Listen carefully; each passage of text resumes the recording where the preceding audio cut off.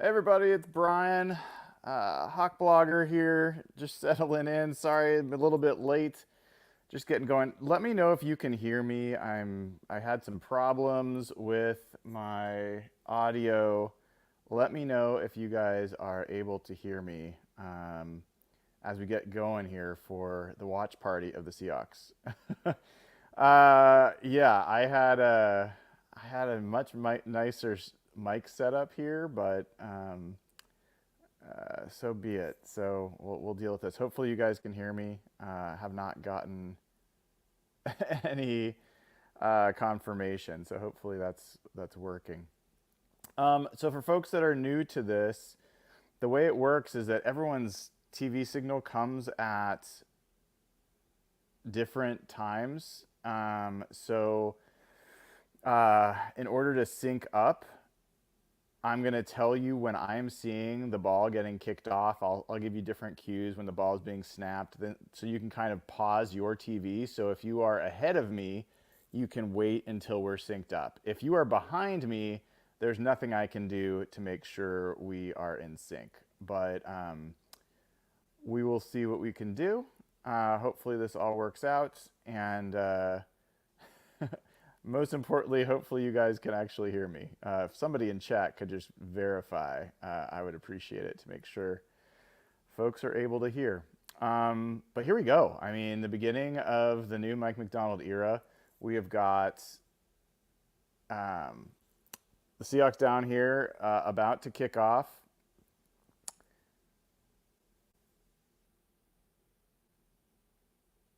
Volume's a bit low. I'll see if I can do something about that. Let me bump up the mic volume a little bit. Let me know if that's any better. All right, so we're watching the Seahawks about to kick off. Jason Myers doing his thing. So we'll time this up and then let's watch the Seahawks play together, folks.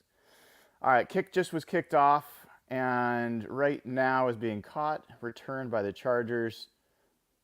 Out, oh gosh. And of course, the Seahawks are the first team to give up a big return on the new kickoff rules, all the way out to the 40-yard line. All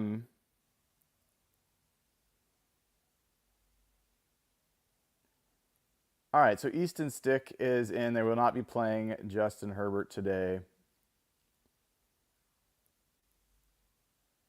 We got Tyrese Knight there, 48. You got some of the starters, obviously. Jerome Baker's out, has been out, so Knight's been playing with the starters. You see Boye Mafe down there. Looks like Hankins and Leonard Williams and Jaron Reed.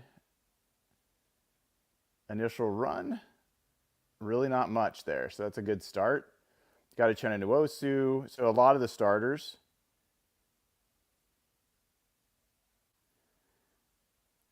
People asking where I'm watching the game. I'm watching it on Kong up here in Seattle. I don't know where it is other places.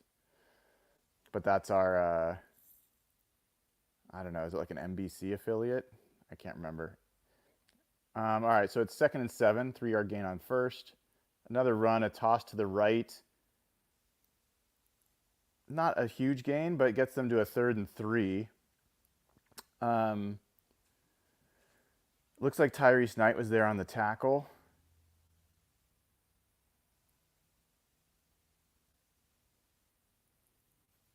And yeah, expect to see Tyrese Knight in there the whole time, at least for the starters, because he is basically a starter at this point. So his first 3rd down, this is a key part. You see Trey Brown in motion with the receiver. There's the pass on a slant, broken up by none other than Reek Woolen.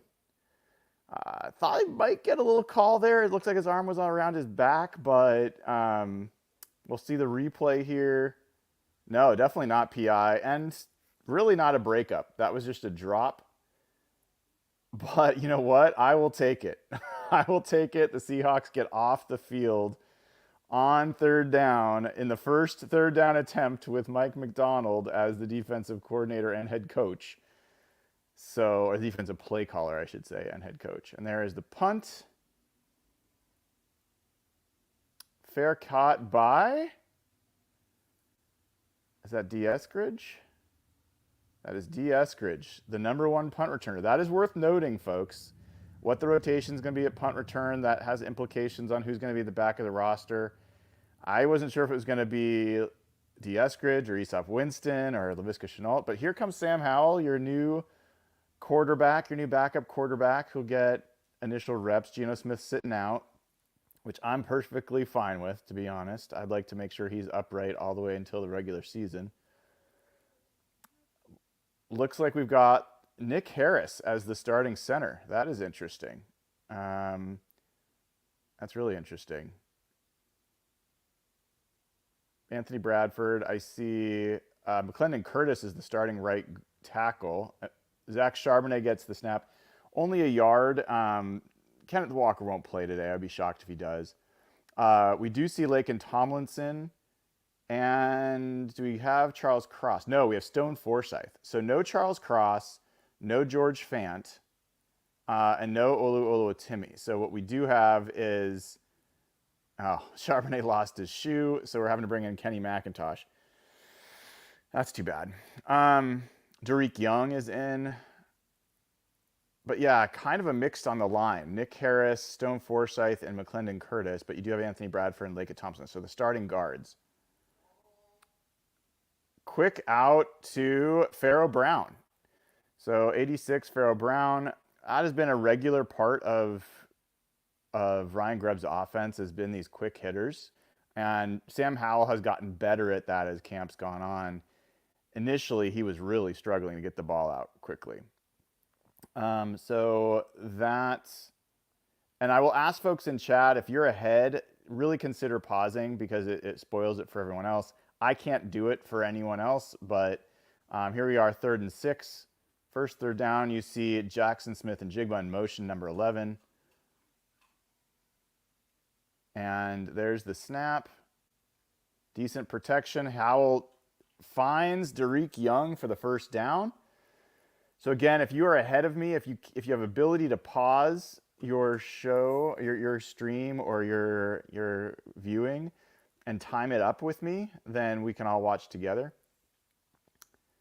But you see like good protection there and a good quick throw. This is what Howell was not doing. The first few days, he was just holding and holding and holding the ball. He's been really doing a better job of getting the ball out quickly the last week and a half. All right, here on first down, drop back, another quick pass.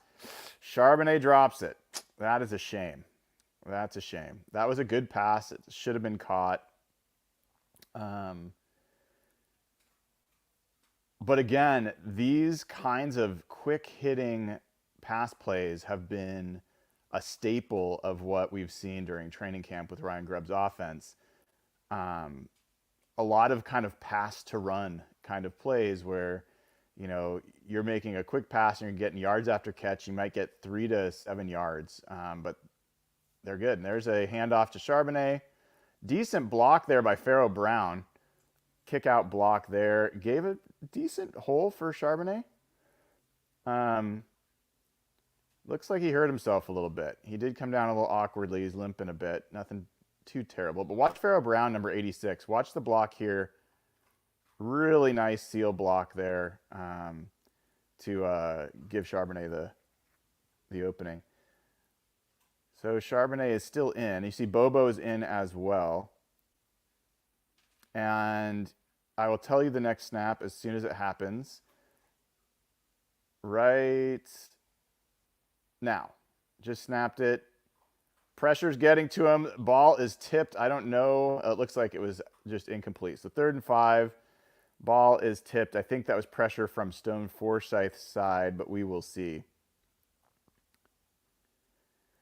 So I think Zach Charbonnet dropping that initial pass hurt that series there, but you know, reasonable beginning. Punt god Michael Dixon in. Look at that scruffy hair, the Australian.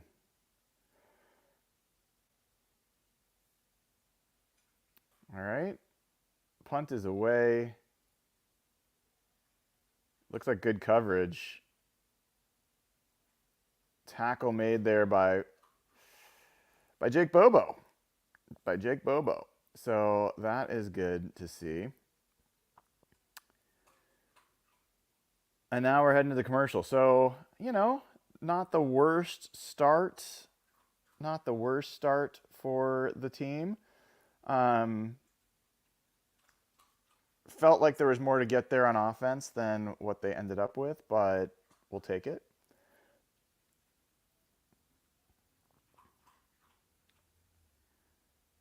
Curious, guys, who are you and gals, whoever's watching, who are you most excited to see tonight in this game? I'm curious who's on people's minds.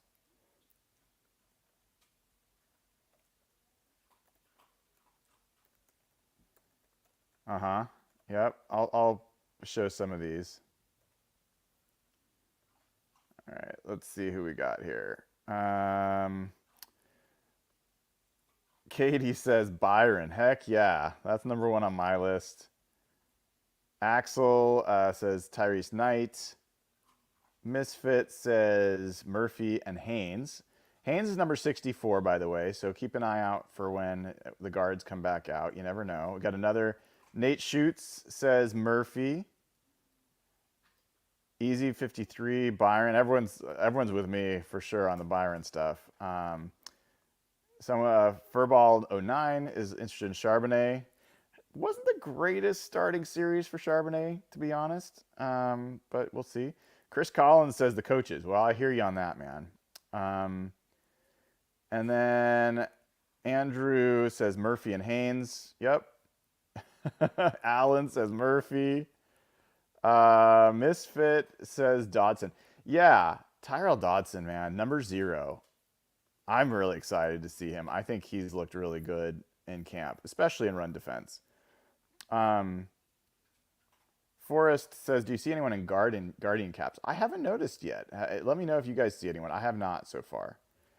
Smokehawk says, Forsyth is still a revolving door at tackle. Yeah, I honestly don't want him to make the team, to be totally honest. Alan says he wants to see Jason Myers, Evan's boyfriend. I know that Evan would be appreciate that.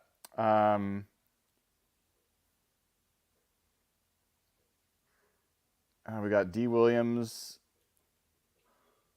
Aesop Winston, Carlton Johnson. That's a good one. Mike Jarrell. Yep, those are all great. All right, so we're back. There's Byron Murphy, number 91. Not in right now. He's on the side. There's Devin Witherspoon. We're at the 27-yard line. The ball is going to be snapped now. It is a bootleg. Nwosu's in pursuit. Dodson in pursuit as well. Almost picked off by Trey Brown, but he couldn't do it. And that was Tariq Woolen. Darn it. Goes through his hands for a completion. Oh, that is rough, man. He was right where he should be. Look at Woolen is right there. He's right there. Oh, he got his hands on. Oh, wait, he didn't complete it. I thought he caught it. Man, my eyes deceived me. So break up there for Woolen, but should have been picked. 2nd and 10. Ball snapped. Handed off up the middle. Oh, what a great fill. Who was that? Tyrell Dodson. There you go. I'm telling you, folks, you're going to love this guy. He is going to bring athleticism and physicality to that. Watch number 0, right of your screen. Look at him fill. Just like, how often have the Seahawks linebackers actually filled at or behind the line? It just doesn't happen as much. And it's just a form tackle right there. Fantastic tackle for loss by Tyrell Dodson. All right, 3rd and 10. All right, another 3rd down. Let's see what Mike McDonald's got set up. He's probably going to be pretty vanilla, I would guess, today. 4-man rush. Mafe. Oh, man, there was a couple guys getting in there in pressure. Woolen again with good coverage. Note that Woolen's coverage across the field, horizontally, how good it is. When he was a rookie, he struggled with those horizontal plays. He was great on the go routes and the sidelines, but he has really developed into a complete cornerback, man. He is good. I want to see the replay because I know Mafe got some pressure. I think Nwosu was the guy that also got pressure. But really nice. Hey, 0 for 2 on third down conversions in the Mike McDonald era. I will take it. I will take it. There's D. Williams, number 33. So they are rotating punt returners. I think they'll probably keep doing that. Well, they're not going to show the replay, so I'm going to rewind it myself. I want to see what happened on that third down. I will tell you guys what I see. Okay. Here we go. It is, yeah, Nwosu and Mafe. Nwosu's getting double teamed, and he gets a hand on Easton's stick. So really nice to see the edge rush, which is a big question mark for the Seahawks in general, get off to a good start, you know? So really like what, I mean, what do you guys think? I like what I'm seeing from the defense so far. Tell me that play by Tyrell Dodson is exactly what I've been seeing in camp. Tell me that isn't something you want to see from the Seahawks linebackers more often. Forrest says, 4th and 10 is a beautiful sight. I hear you, dude. I hear you. Hey, it's a commercial. This is a perfect time to like and subscribe. Click the bell to get notified when I go live. What else are you going to do? Have food, have drink. You can do that too. But let's keep growing the channel. I mean, I cannot tell you guys how crazy it is, how much growth we're seeing in the community and the family that we're growing as a group. So lots of great folks here, and happy to have more folks join. Also, you can join as a YouTube member. Link is in the description of the video. Patreon member as well. Patreon.com/hawkblogger. Once we get to like halftime, I will try to see if I can get a better mic set up. Hopefully you guys can hear me okay. But I have this nice fancy mic. You can even see I've got my lapel mic, but I haven't been able to get it to work yet with this setup. Sparsely attended preseason game down there in LA. No shock there. Dana O'Gorman's in the house. Hey, Dana. Dana says, I'm not hating this. Right, Dana? How do you like it? Having a real defensive coach here making a difference. Okay, everyone says Mike sounds fine. Okay, cool. All right, you still see McClendon Curtis. Keep an eye on him. 66. Like, right tackle is not his best spot. I think he's a good right guard, but keep an eye on him. I think he's a pretty interesting player. That is Pharaoh Brown in motion. I believe it's Kenny McIntosh in the backfield, but I can't tell. 25 is Kenny McIntosh. Yes, that is Kenny McIntosh. Nice vision there. Good cut. Runs behind Bradford. We'll see who else he ran behind. Folks saying that they want me to show the game. Dude, I can't show the game. The stream will get taken down. So this is just commentary. It's a watch party. Everyone's got to be watching it on their own, but together. That's the whole point. Think of it as a big sports bar. All right, 2nd and 5. Jake Bobo down to the bottom of your screen. There is the handoff to McIntosh. Another nice hole, and there he goes.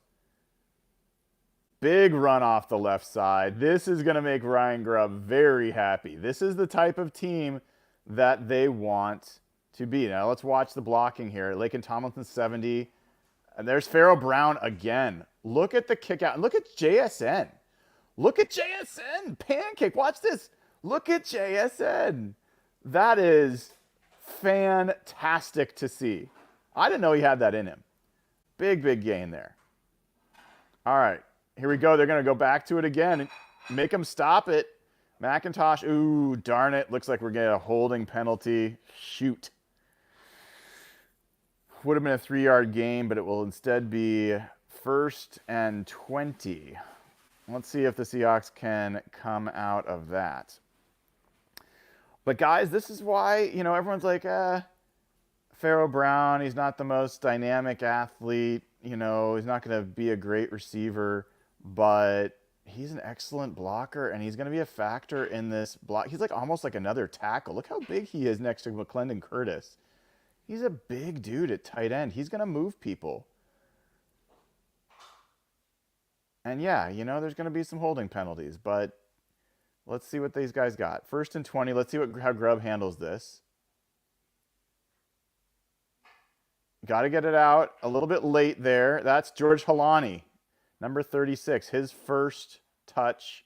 I thought Howell was a little late in his swing there. Lost a couple yards on that. But generally good protection. I thought Howell kind of broke the pocket unnecessarily, to be honest.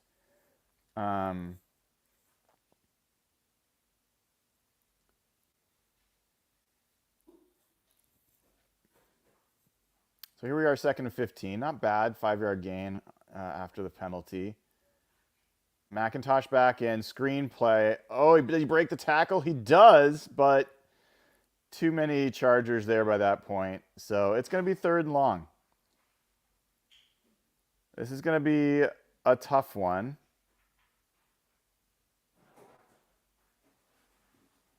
Now, they're playing without Tyler Lockett. They're playing without DK Metcalf. They're playing without Noah Fant. Playing without Kenneth Walker. There's a lot of the weapons that they're not playing right now. Obviously, they're playing without Geno Smith. But let's see, 3rd and 19. What does Ryan Grubb do? Dial it up, man. I'm guessing like JSN or Bobo is my guess. See how the pass pro does. Don't scramble. That is so stupid.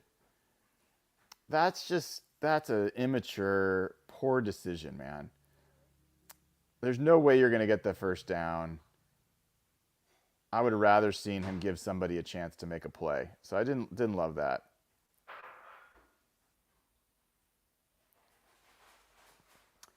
All right, well, some good news on the running game there. I liked what I saw there. The penalty was too much to overcome.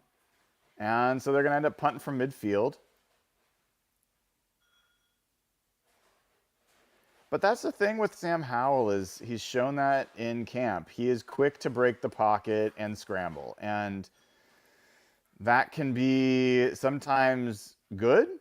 Oh, get that. Get that. Yeah, boys. There we go. D. Williams there with the nice special teams play to down it at the 1. But this is the thing with Sam Howell is he is a improvisational player, which I didn't know as much about him until I saw him in camp. He likes to break the pocket. He's a little bit of a shorter quarterback, and so a lot of times he will break the pocket in order to get a better view of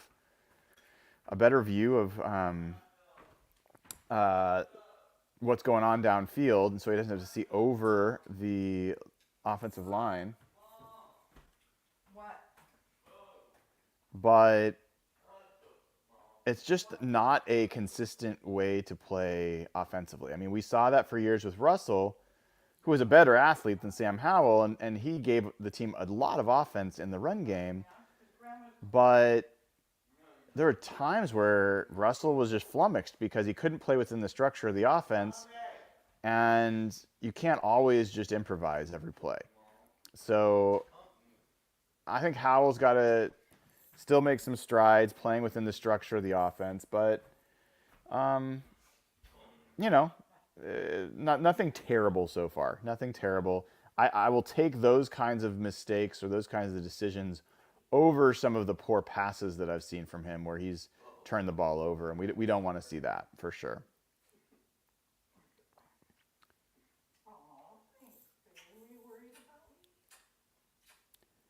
All right, let me see. I'm checking the comments now.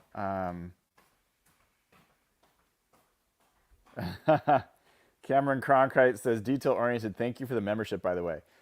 For what it's worth, I found out, I did a little research on the gift giveaway, the membership giveaway. Detail-oriented, our GOAT member who's been gifting memberships to everybody.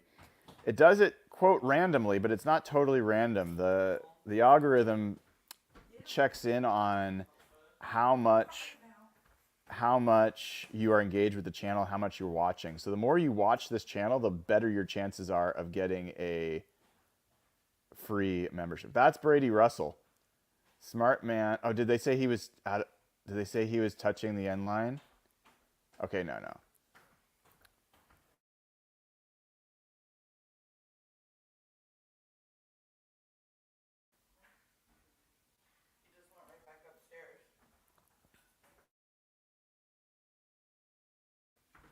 All right. Oh, there's John Radigan knifing through. Look at the inside linebackers making a making an impact. There's Derek Hall, 58. So you got the second string guys in here. Oh, he barely got out of there. There's Byron Murphy, 91. All right, everybody, Byron Murphy time. Derek Hall time. Let's just see. Tyrese Knight's still out there. Oh, all eyes on 91. Middle of the line, right over. He's playing nose tackle right now. Mike Morris is on his left. Quick out and not much there. Oh, did he hit him out of bounds? Don't give him a penalty. Don't do something stupid. All right. Third down. Can we go? Can we hold them 0 for 3 on third downs? Let's go. Artie Burns in there. There's Mike Morris is off now. That's Aden Dirty. New defensive coordinator. He does not call plays. It's Mike McDonald that calls the plays. So it's 3rd and 6 here. Byron Murphy's now off to the left. Oh, look at him pushing the. Oh, he broke through, but there's Tyrese Knight making the tackle. There's your draft class right there, folks. Byron Murphy blows up the guard. They happen to have a quick screen pass. Now watch the bottom, like the right of your screen. Watch Byron Murphy just blow through. And then there's Tyrese Knight. And good for Kayvon Wallace, they're 24. He forces him back inside, which gives his teammate a chance to bring him down. That is fundamentally sound third down defense. The Chargers are 0 for 3 on third downs. Keep in mind the Seahawks were one of the worst third down defenses in the NFL last year. And if you think that, oh, this is just a preseason game and they're going against backups, sure. But I guarantee you, you want me to go back and look at what the Seahawks did in preseason games last year on third down? I will do that because I'm crazy that way. Let's take a look. I've got it up here. First preseason game last year, the Vikings went 4 of 14. Okay, so maybe that's not my best example. Second preseason game, the Cowboys went 6 of 13, 50% conversion rate. And the third preseason game last year, the Packers went 9 for 18. So in 2 of the 3 preseason games last year, the Seahawks defense looked very much like they did during the regular season. So just keep that in mind. It does matter. It does matter. Oh my goodness, there goes Detail Oriented again.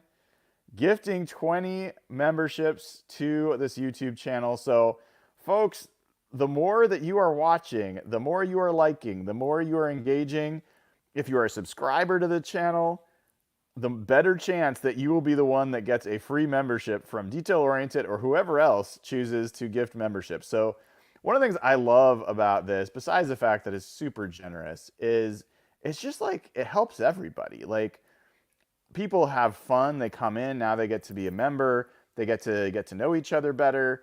I get to see their comments are highlighted once they're members.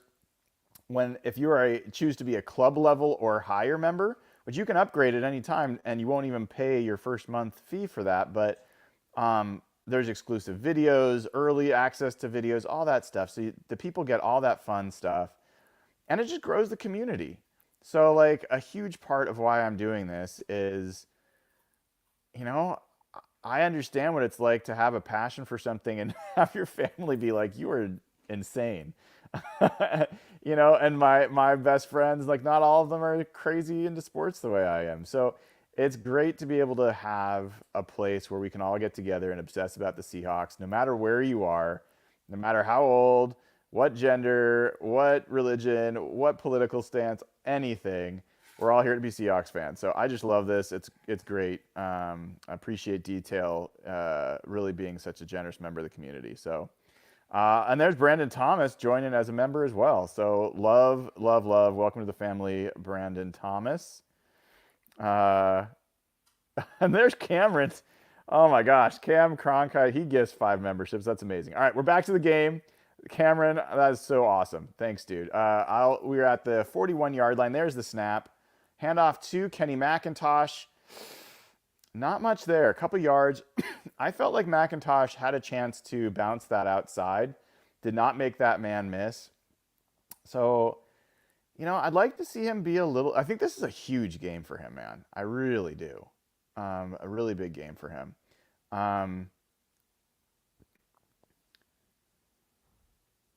And then someone's asking about resubbing to Patreon. To do that, patreon.com/hawkblogger is the way you sub to Patreon. Patreon.com/hawkblogger.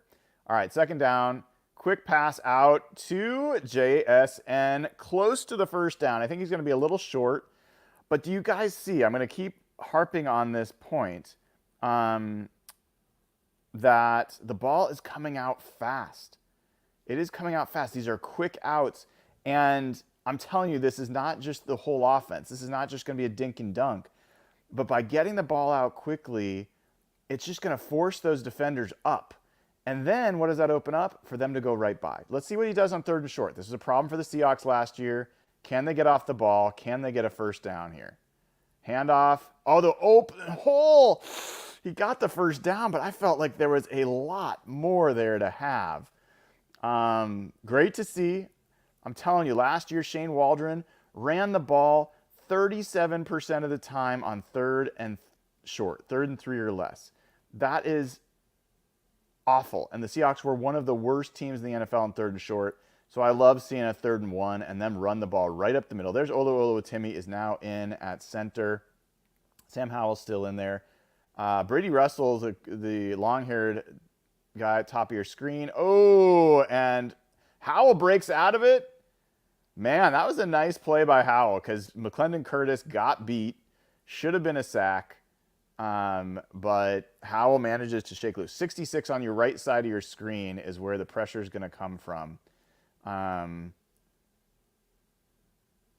Yeah, it's interesting. Like, I don't know if Howell needed to step up a little bit because Curtis didn't get beat like that badly.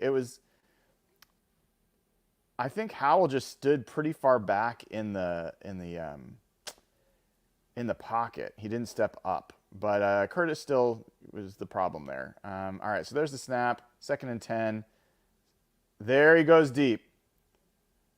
I like the attempt to Jake Bobo. Howell's best throws this camp have all come deep left.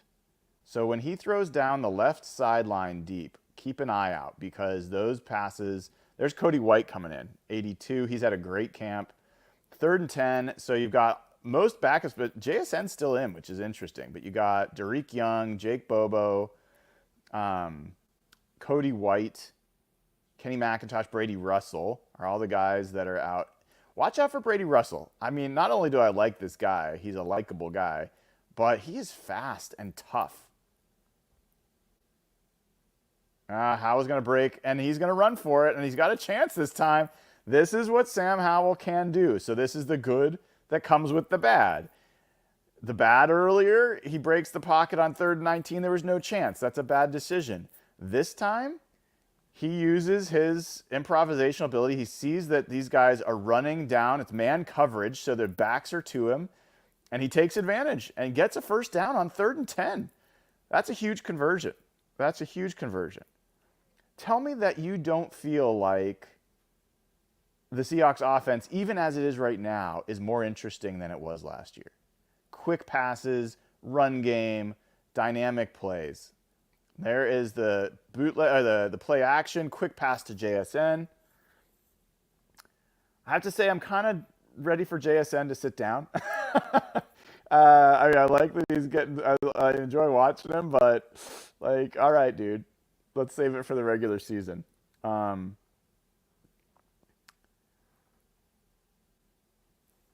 All right, here we go. 2nd and 4. I love that block JSN had earlier. That is like going to be stitched in my mind for a while. Down here at the 26.5-yard line, almost 27-yard line. Have not been running the ball last couple plays. I thought they might. Just throws it away, George Halani. Smart play by Howell. I think he was looking downfield. I don't think there was much to get on the swing pass, and ultimately, correctly diagnosed to throw the ball away. Far better to be 3rd and 4 than to throw it and have it tipped or have a fumble or any of that stuff. So just throw it away. All right. 3rd and 4. I see someone saying, do we only have the option to listen to the Chargers booth? I will just tell you, that's why you should mute them and just listen to this. All right, there's the quick cross to Jake Bobo. 1st down Seahawks. So that's fantastic play design coming across. These are plays that we've seen every other friggin' team do for years, and we're like, why can't the Seahawks have some of these simple conversions on 3rd down? And who's going to do it for you? It's going to be Ryan Grubb. It's going to be Ryan Grubb. You guys, this is going to be an offense that we are going to enjoy watching, hopefully for many years, depending on what's going on there. But tell me you don't feel the difference in this team on offense and defense already. Tell me you don't feel the difference.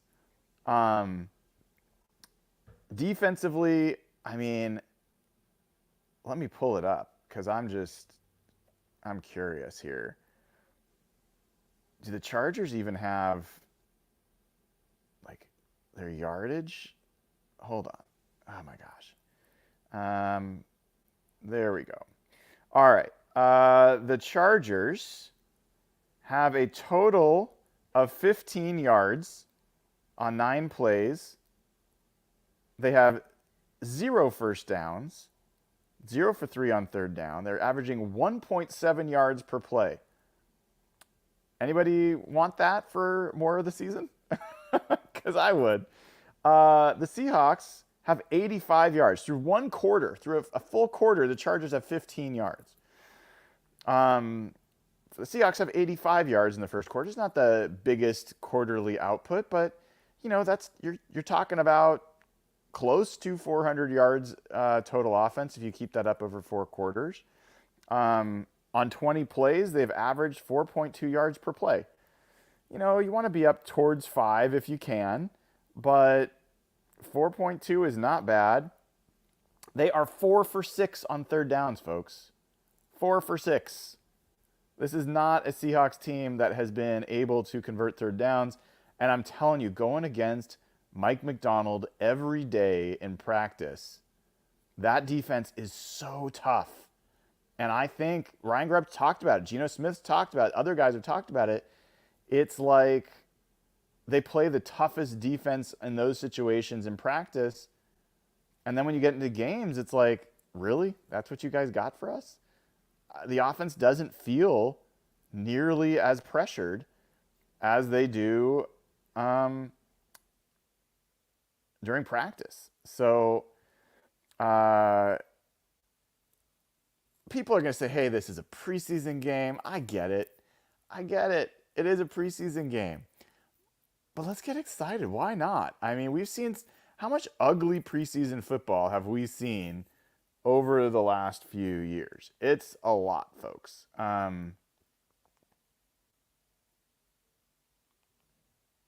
right, so Seahawks have the ball here.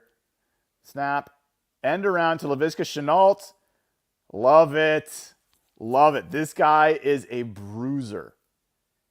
He is a big... They have not had a player like him in a long time. He is big. He's strong. He has got lateral agility. He can run with the ball. He can run after the catch. I really hope that they end up keeping him. I think he's a real weapon on this roster. All right, 2nd and 5. Great first down. Here comes Kenny McIntosh back into the backfield. I think you got Bobo, Derek Young, and maybe JSN at the top of your screen. There's a handoff. Ah, did he come down? He fell down. Darn it. I got to say, I mean, McIntosh is doing okay. I want to see George Halani in there. There were more yards to be gained there. There really were. Nice super chat here from Smokehawk, dude. How you doing? He says the ball's coming out quickly. It looks good. I hear you, man. I feel the same way. I think there was a first down and maybe more to be had on that carry. All right, so here we go. You got McIntosh. Brady Russell's at the bottom of your screen. Jake Bobo. And then top of your screen, is that Chenault? Drop back. Pass to, there's Brady Russell. Come on. Let's go, Brady. Let's go.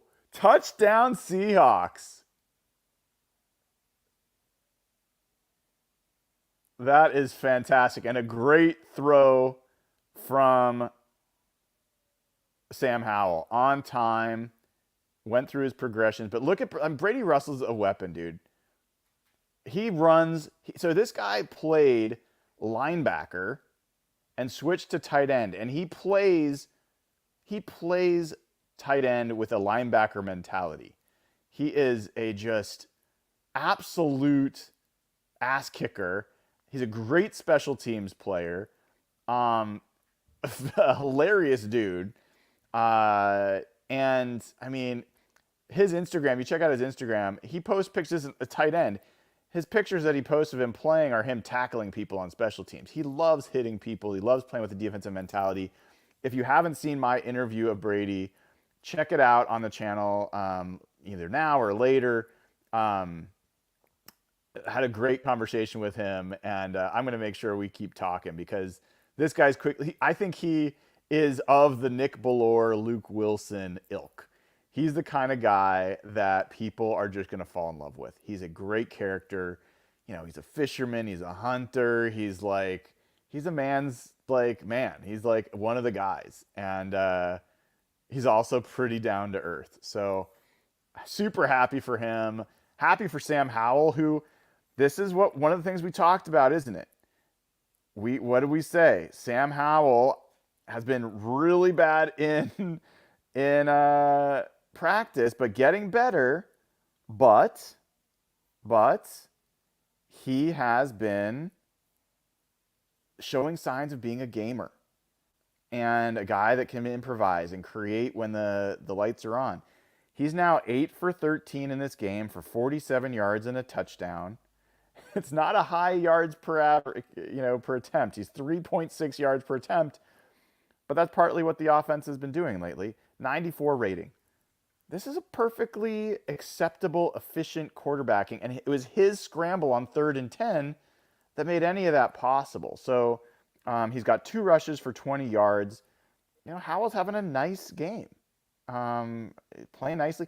He's already hit 3, 6. He's already hit 7 receivers. We're barely into the second quarter. 7 guys have touched the ball. That is a Ryan Grubb credit, and that is a Sam Howell credit. So great drive there. Great to see. And I think I saw someone up here. I got to scroll back and chat. There's so many people in here. Welcome, everybody. This is fun. This is so fun. Alan says Brian's boyfriend with the play. I'm telling you, I love Brady Russell. You know, I'm not going to lie. All right. Someone said oh yeah, there we go. Fried toast. By the way, watching you from Japan.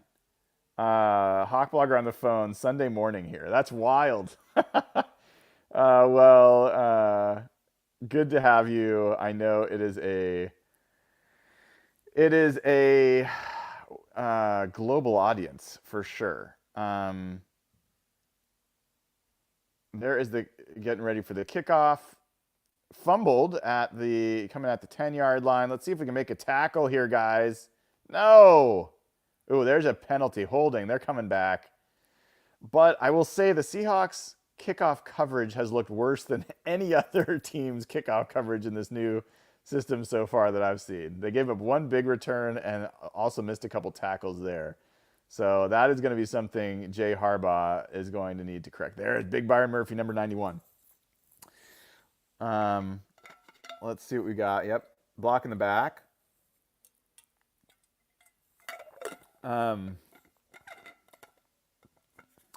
So,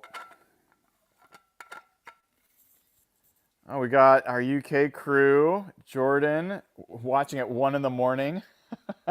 That is hardcore. And here we go, 1st and 10 at the 10-yard line. Mike Morse at the bottom of your screen, Byron Murphy in the middle. And I believe that's Miles Adams at the top of your screen on the defensive line. There is an interception. Kobe Bryant with the pick. Here we go, Seahawks. Here we go, Seahawks. That was tipped. Was that Devin Witherspoon that tipped it? I don't think he's in there. If he was, I mean, he's just psyched, man. Devin Witherspoon just loves the secondary. Kobe Bryant. Let's see who had the tip. Was it one of the linebackers dropping back? John Radigan. No, it was off the hands of the receiver, so it wasn't a defender. But John Radigan had a nice drop into coverage there, who was that on the hit? Who was that on the hit? Somebody undercut the receiver and put Kobe Bryant or put the receiver in a position to drop that pass. There's the snap. Handoff to Kenny McIntosh. Bounces it outside, back in. Running game's nice. We're seeing 4 or 5 yards. Kayvon Wallace. Thank you, chat. Kayvon Wallace. That is not surprising. Kayvon Wallace, man. He is another guy that I think people are going to love. I also interviewed him. You should check that interview out. I think you're going to love it.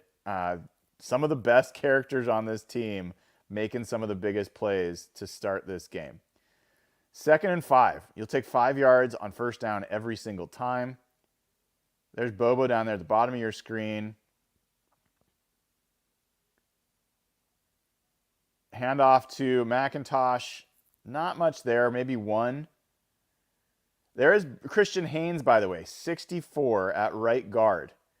So we got some changes on the offensive line. Keep an eye on Christian Haynes. There's 64, right guard, in for you. I will try to call out, guys, as I see these changes. Still got Stone Forsythe. Raekwon O'Neal is at left guard. He's number 79. So there's Christian Haynes, a nice big view of him.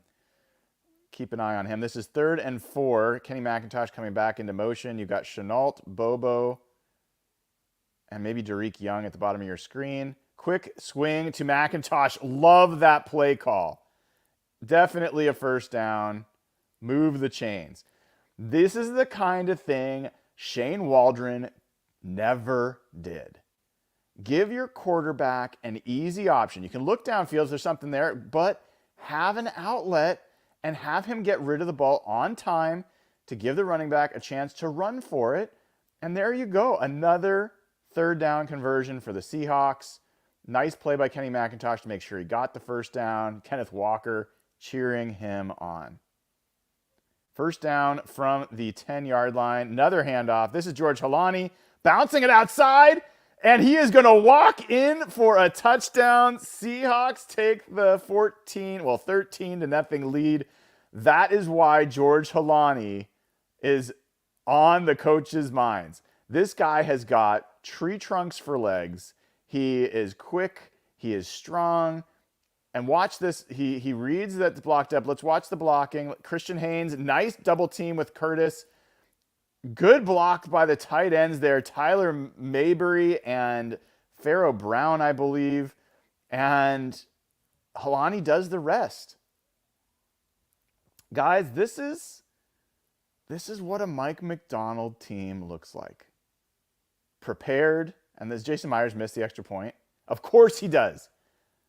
That fucking prick. Oh, shoot. God dang. Hopefully that doesn't ruin the whole video. But anyway, George Halani, look at those thighs, dude. This guy is built to play running back. He's built to be in the NFL. He is going to be on this team. I'm telling you, you put that guy into some of the plays Kenny McIntosh has been running, I think you're going to be pretty happy with what you see. Apologies all. I will not drop any more F-bombs, but Jason Myers just drives me crazy. He is having a bad camp, by the way.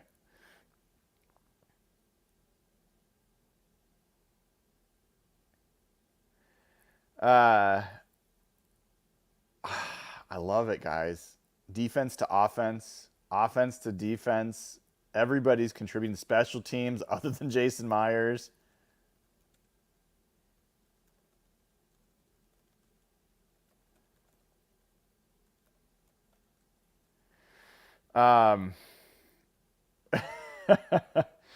But you know, Seahawks, the ones that matter are doing what we want to see. And so now let's update it. Seahawks with 74 yards rushing. 74 yards rushing. Kenny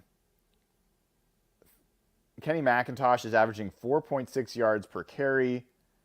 George Holani has 1 carry for 11 yards. That's him. And then you got Sam Howell, 2 carries for 20.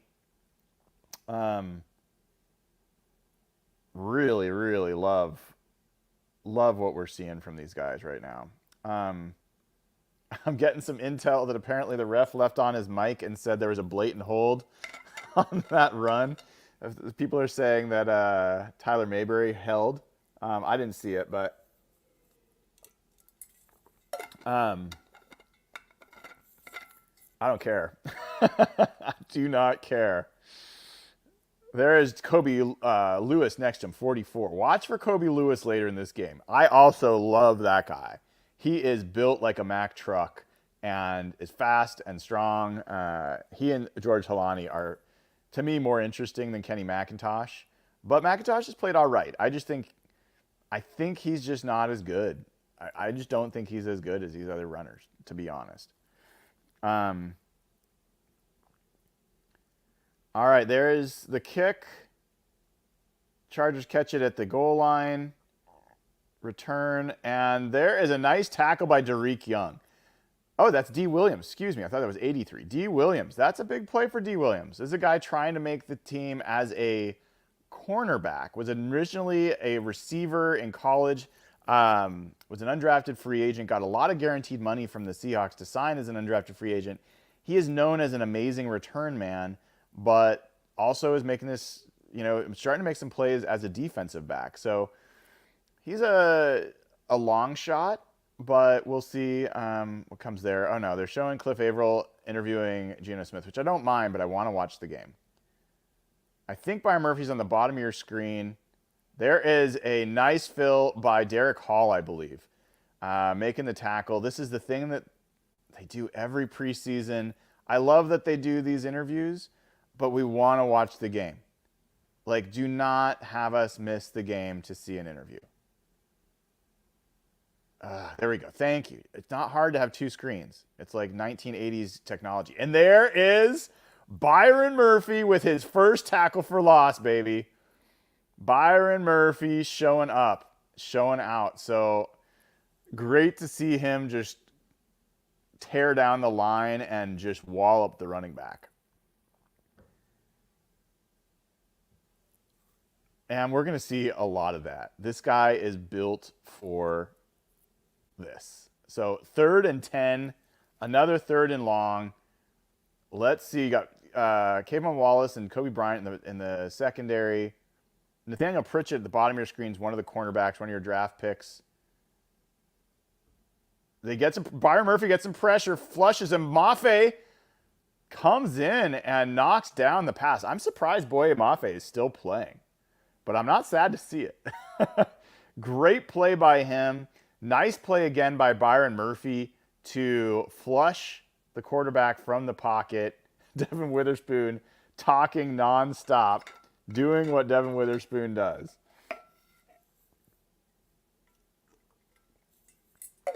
My favorite comment in chat so far might be that someone who's not a regular member said, Brian, don't quit your day job. And little do they know. If they think that this is actually the type of content I do all the time, that's also understandable. This is pretty low production value. But hopefully people are having some fun, because I am. There's D. Eskridge. He stepped out of bounds. Nothing much there. All right. So far, we've rotated between D. Eskridge and D. Williams as your two punt returners, the Ds. Only D. Eskridge has had a chance to return so far. But man, Byron Murphy, I wish they would have shown a replay of his tackle for loss and that knockdown by Mafe. Here we go. Here we go. There's Byron Murphy coming off and just planting the running back. And the next play, he pushed the right tackle back into the quarterback, forcing him to be flush from the pocket. That allowed Boye Mafe to come in there and ultimately knock the ball down. So,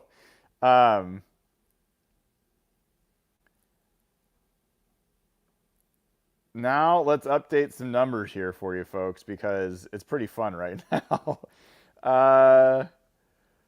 So with 9:35 to go in the second quarter, the Chargers have 15 yards on 13 plays for an average of 1.2 yards per play. They are 0 for 4 on third down. The Seahawks are 6 for 8 on third downs. They have 125 yards, 4.6 yards per carry, 51 passing, 74 rushing. They're 2 for 2 in the red zone. That is another thing to pay attention to. The Seahawks struggled in the red zone last year. Ryan Grubb bringing his red zone offense, 2 for 2 in the red zone. Another thing to pay attention to, what was some of the problems with Pete Carroll's team? Penalties, lack of discipline. There's been one penalty for 10 yards on a hold. Again, the team is playing good football so far. And most of these guys are not the starters. So you're getting, to give you some idea of the difference between this team and some of the teams we've seen in past years, when they go from the starters to the second level players, Byron Murphy is coming into the game. Mike Morris is coming into the game. Sam Howell is coming into the game. Jake Bobo, Laviska Shenault, Christian Haynes. These are good players. These are starting level players on a lot of teams. And they are your second unit. And so the Seahawks have some talent advantage, and they are using it. So also screw Jim Harbaugh. So glad that this gets to be, hopefully it continues this way, and we just get to make his first game in Los Angeles a terrible one. Here comes Sam Howell with another series starting at the 26-yard line. Handoff to Kenny McIntosh. Spins out of one tackle. Breaks another tackle for a 9-yard gain. There's A.J. Barner, number 88, is in the game. I see someone says that Forrest had a great comment. I missed it. Says, thank you for quitting your day job. I really appreciate your content and how you speak to us like friends. Well, you guys are friends. We're all here watching the Seahawks play. I see no reason for us not to be friends. And so here we go, 2nd and 2. I think it's closer to 2nd and 1. Quick pass to Derek Young. Watch this guy after the catch. He is built like, he's not only 83 like Ricardo Lockett, he is built like Ricardo Lockett. He is ripped. And in college, this guy was used as a runner out of the backfield a lot. Look at those arms, dude. That guy is chiseled. So I want to see Derek Young get used a lot. I think he's a great special teams player. I think he has a strong likelihood to make this roster. But there's a lot of receivers on this team, man. Easop Winston hasn't even made an appearance, and he's very good as well. There's the play action. It's supposed to be a screen. I don't know how Howell was able to ground that ball. That Chargers defender was in his face fast. I thought he was going to take a sack or make an ill-advised pass. That was a nice play by Sam Howell to get out of.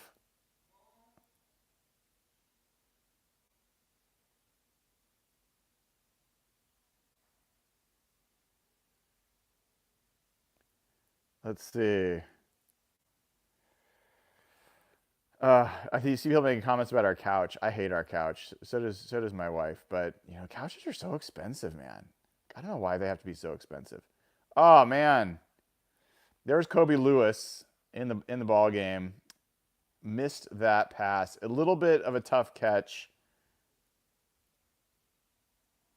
A little bit of a tough catch. I would like to see the replay. Do they just not believe in replays? They think we don't want to see replays? Is it like, do they have to pay per replay or something and they're trying to keep their costs down? Because I would like to see that play again. All right, 3rd down and 10. This is a tough one. 3rd and 10. They have converted one of these before. Chenault's in motion. I believe it's McIntosh in the backfield. Blitz coming, and they get home. They brought 7 guys, I think. And there was just one too many for the blockers that they had. And so the Chargers get off the field. It's going to happen. But, I think that's a little lame to flash the stat that Sam Howell was sacked 65 times last year. That was not on Sam Howell. There was clearly nobody open, and they brought 2 extra rushers, and they didn't have someone to pick them up. Sometimes they call a play that works, and you call one that doesn't. I don't think that's the quarterback's fault. And there was not a protection. You couldn't slide your protection. You don't have enough guys to cover all those guys. So, we will see. We will see. I see a comment here that Curtis is getting beat every single play. That's not how I'm seeing it, and I definitely don't think that's fair on that play. But I can't really tell you because they won't show replays.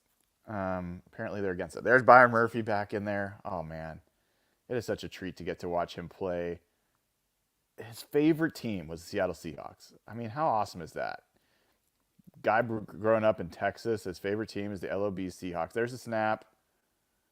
And there is that's John Radigan knifing through. Almost made a great play there. Artie Burns talking some smack. Derek Hall giving a little push. Not much there. But the Chargers are going to come out. They're going to want to try to gain some yards here, man. They have been shut down. John Radigan almost blew up that play, but 2nd and 8.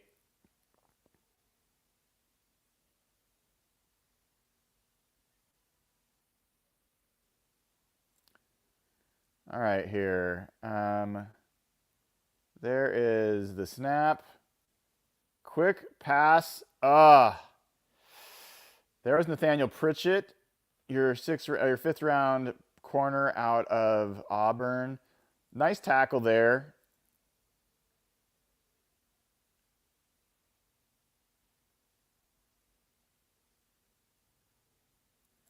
Yeah, recommendation from Randy here that I should have a secondary monitor that I can do replays on. The problem is it's too hard to manage both of those and do commentary and engage with chat. So I have a limit to my multitasking. Oh my goodness, GJ James, the other Auburn corner, almost with a pick. Who was that screaming off the edge? Was that Mafe again? I saw a 3 on the jersey. Oh, that was Artie Burns coming on a blitz. Artie Burns. Great blitz. And man, this is the Mike Macdonald defense. I'm going to keep saying it. The best 3rd down defensive coach, the best defensive coach, period. This guy went to school on 3rd downs. He spent all his time investigating, researching what were effective 3rd down defenses. This is D. Williams, by the way, on the punt return. Breaks out of it. Can he break another tackle? He cannot. Almost. But Mike Macdonald, when he worked for John Harbaugh in Baltimore, early on, was he did all this research through the years about what were the most effective third down defenses, what worked and why. And he borrowed from all sorts of people. Pretty sure he borrowed from Jim Johnson, who's one of my favorite defensive coordinators. He was a linebackers coach for the Seahawks in the late under Dennis Erickson. He sent Chad Brown on all these great blitzes. That was a Sean Springs defense, and then went to Philadelphia, but had all these exotic blitzes. Mike McDonald just confuses quarterbacks. And here we go. Sam Howell still in. Kobe Lewis as your running back. There's Laviska Shenault in motion. Oh, a little playoff of read option. Read option fly sweep. I haven't seen that as much. Sam made the wrong choice. If he had given that to Shenault, there would have been yards to be gained. So a loss on that. Yeah, I don't think Sam should be running the ball unless he has to. Like, that's not what we need to see. So 2nd and 12. Brady Russell at the bottom of your screen. They're talking to Julian Love now. See, this is the way to do interviews. Oh, tough throw there to Jake Bobo, and a little bit dangerous. That's one of the first danger throws we have seen from Sam Howell.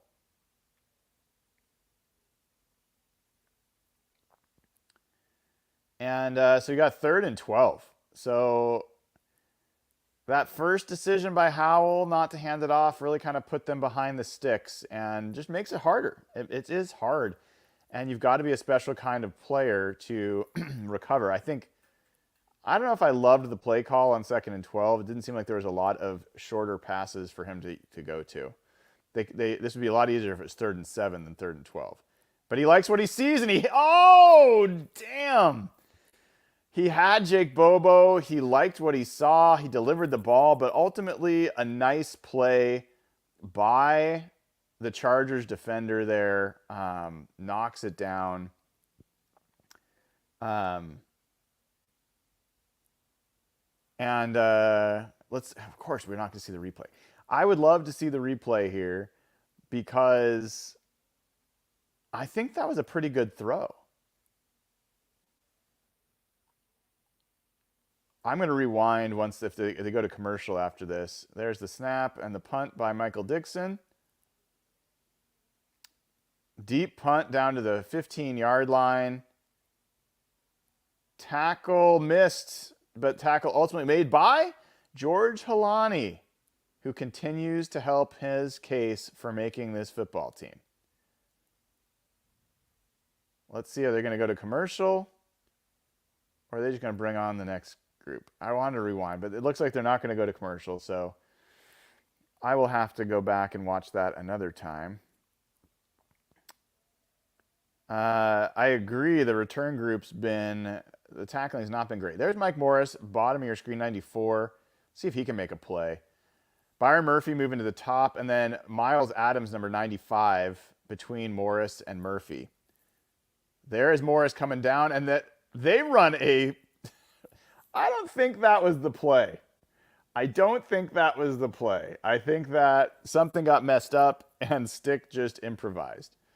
But here they are with a little bit of, going with a little bit of pace, hikes the ball.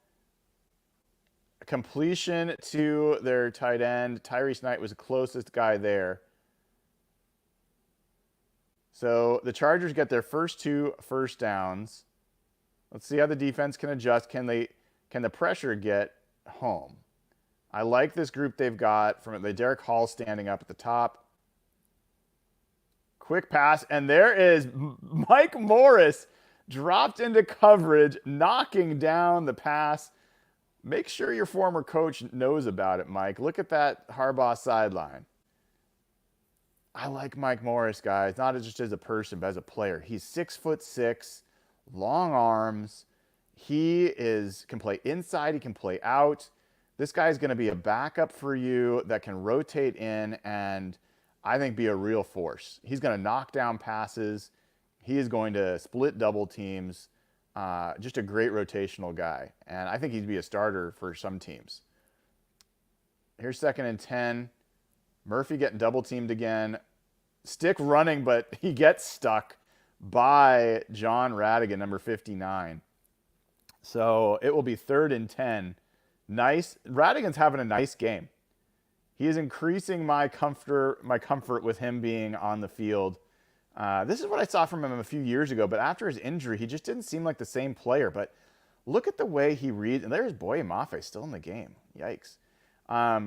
Just the way he reads and fills. I love that from him. So 3rd and 10. Let's get off the field, boys. Let's get off the field. You got Radigan and Tyrese Knight, who's getting tons of playing time. Pick it off! Kayvon Wallace, I think, with the tip. Kobe Bryant almost with his second interception. Let's see this play again. There was nice. The pocket was collapsing. Look at Byron Murphy. That was DJ James. DJ James. And Kobe Bryant was so close. Underrated part of that play, Byron Murphy ran a double team into the lap of the quarterback, so he could not step into that throw. Miss it. Nah, it curved it in. Wow. That was a serious hook he put on that ball. But I'm telling you guys, Byron Murphy just drove a double team into the quarterback's lap, forced that throw to be a little bit off, and then DJ James, he's been coming on. He's been coming on. He had his first interception in camp last week. I think he is definitely ahead of Nathaniel Pritchett in my eyes. The team likes Nathaniel Pritchett, I think, but I think Pritchett's been getting beat a lot in camp. So to me, he's more of a practice squad guy. But nice to see the corners making some plays. I mean, the only reason the Chargers have points is because they had a busted play and Easton Stick ran up the middle for 12 or 14 yards. Like, so what? So what?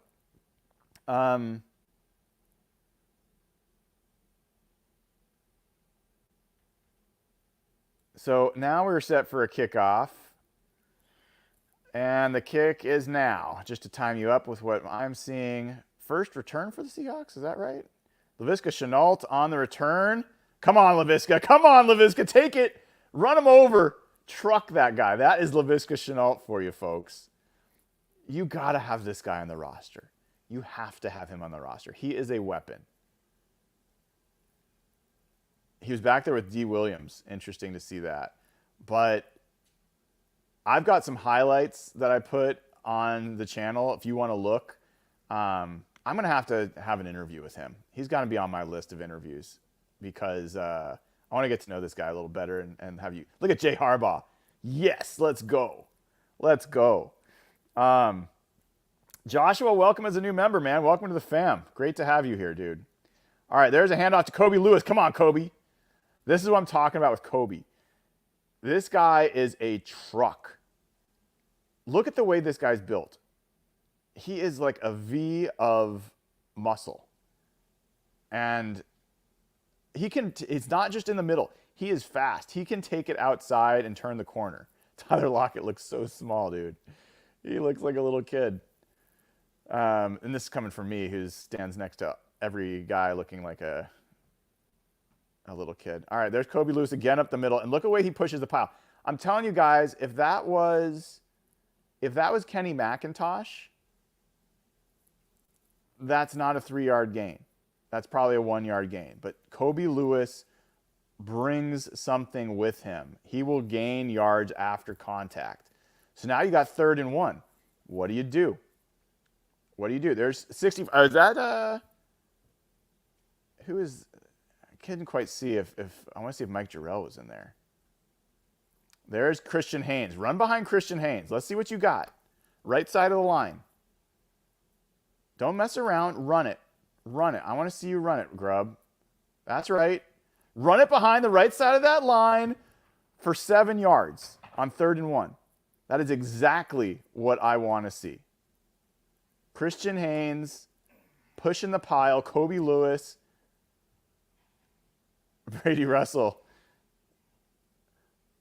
Loving it. We are at the 2-minute warning. I want to rewind that play. I might rewind that play like 4 times. That was too fun. And I love the mentality from Grubb. He didn't have to do a run. He could have gotten cute there, but he's like said time and again that he wants to be a physical. Mike McDonald said they want to be a physical running team.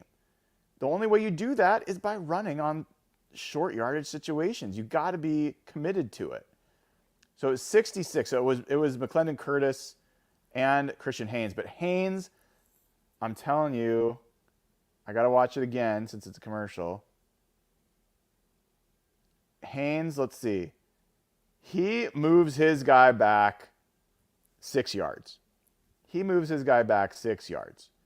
Absolutely demolishes his man. So great block by Christian Haynes, and Kobe Lewis does his work as well. So what does that leave the Seahawks at right now? You may wonder. 7 for 11 on third downs. They already have 95 yards rushing, averaging 5.3 yards per rush. It's not even halftime yet, guys. It's not even halftime. So total yards so far for the Seahawks, 150. The Chargers have 47. They're averaging 2.2 yards per play. Seahawks are down to 3.9 yards per play. So they've dropped a little bit, but let's see what happens these last 2 minutes.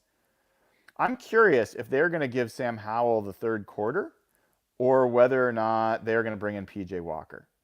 I think Sam Howell's had a decent half. I know, like, he hasn't thrown the ball downfield much, but he's operated the offense, I think, pretty well.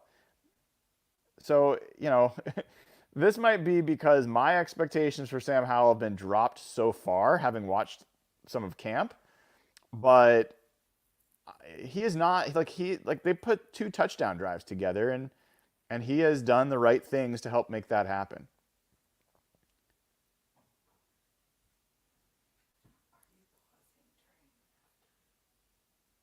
One second, folks.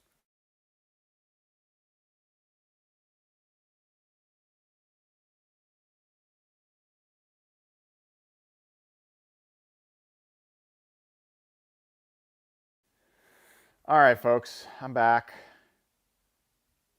So here we are, 2-minute warning. It is 1st down and 10 for the Seahawks in Chargers territory. Let's get another touchdown before half.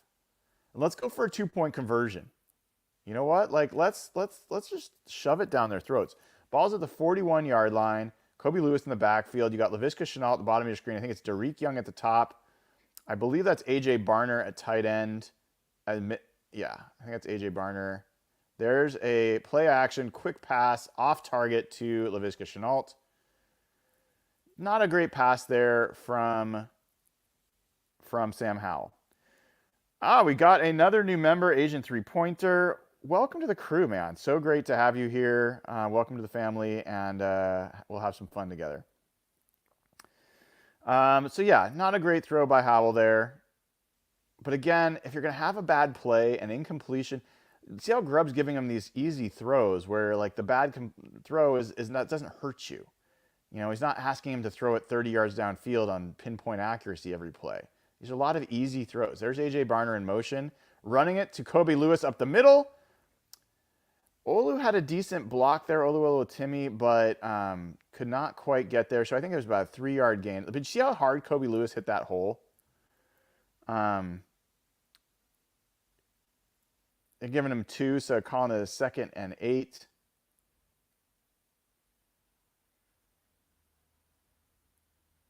So here we are, 3rd and 8, I should say. Got Derek Young in motion, Jake Bobo at the bottom of your screen.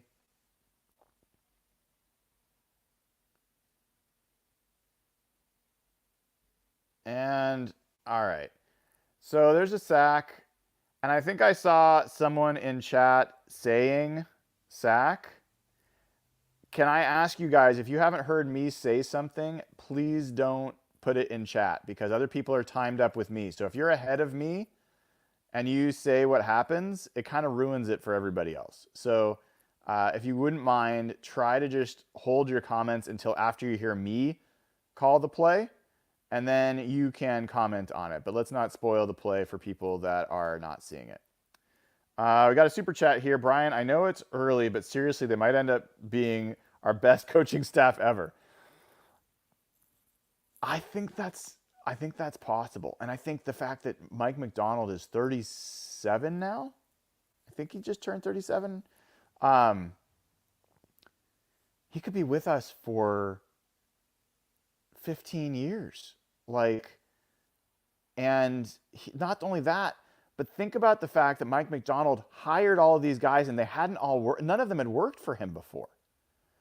So he brought in this whole crew, and he brought in an all-star crew. So he made all these great hiring decisions, which bodes well for when other guys gets hired away, that they're going to get more great coaches. So I think it's a great point, Detail, and I feel that way about it.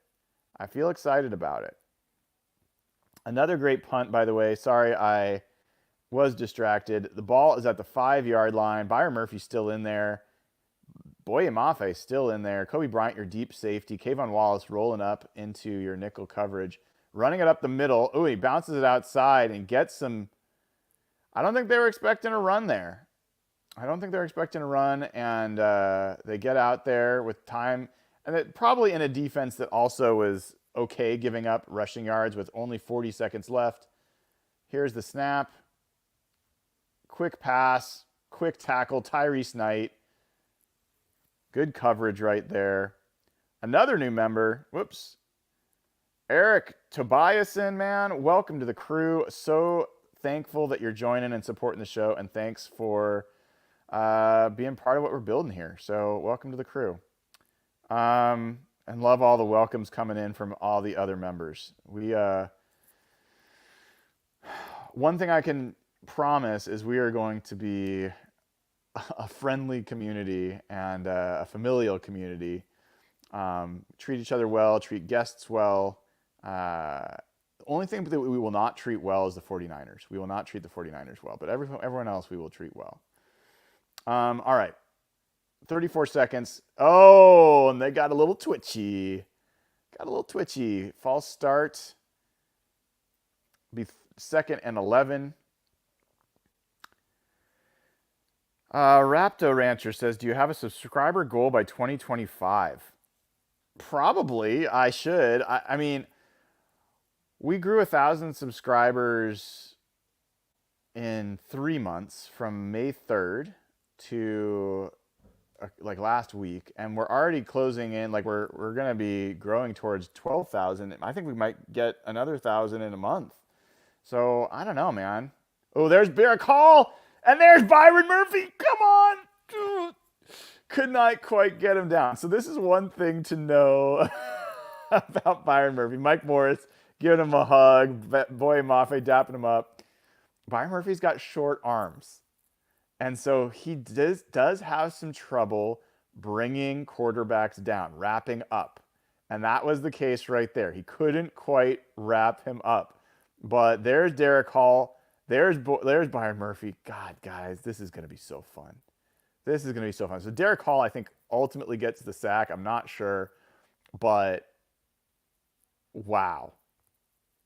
He is just going to beast. He is just getting started. And he's all ours. I mean, if you're looking for a jersey to buy, that's a pretty good one. 3rd and 16, 26. I bet they're going to run it. Yeah, take the coward's way out. Do it. Because you got no shot against this defense. Just curl up in a ball, Jim Harbaugh. Did they call timeout? Did Seahawks call timeout? Oh, I love that. Mike Macdonald. Look at him. Preseason football. Calls a timeout with 20 seconds to go. We're going to see a little punt return. I love that, man. He wants to see his special teams get more reps. Mike Macdonald's all about reps. He wants to see maybe they can get more points for halftime. And when I asked Mike McDonald this week, what he like other than staying healthy, what his goals are, what success was for this game. He says, "I want to win." I did not expect him to say that because most coaches do not admit that they want to win preseason games. They're like, this is about player evaluation and all these other things. Mike McDonald's like, I want to friggin' win, dude. And he wasn't shy about it. There is a return by Aesop Winston, number 13. I like Aesop Winston. Nice return all the way up to the 33-yard line. 7 seconds to go. What do they do? I think you kneel here. Personally, I think you kneel here. But let's see what they do. Jaron Reed's feeling it. Byron Murphy's all smiles. This is what these guys need. I mean, guys, Draymond Jones isn't even playing tonight. So Mike McDonald's having a great time. Look at that smile, man. Look how happy he is with the execution of his team. We're so lucky to have him. We are so lucky to have him. Yeah, there they go. Kneeling it down. All right, folks, so here's what's going to happen for halftime. I'm going to take a quick pause. I've got to figure out some dinner plans with my fam. I'm going to keep the stream rolling. So what I'll probably do, let me see. I'm actually going to do, I got an idea. I'm going to have I'll be right back screen for you. So hold on 1 second. I got to create something. I wanted to create. My wife is giving me such a look. It's going to take just a second. Just hold on. There we go. Hold on. We're just going to do this. We're going to do.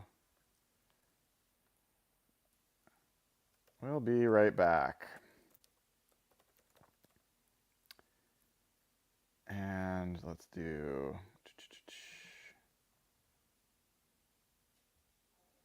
Let's do this and this and let's do a little bit of this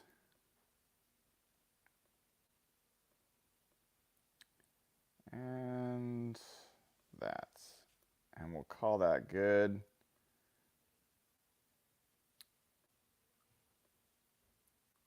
Just whip something together real quick.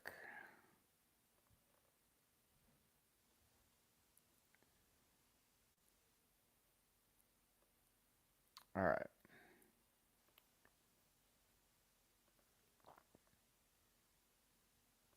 All right, so I will be back. I'm going to keep the stream going, and I will be back for the beginning of the third quarter, if not before. And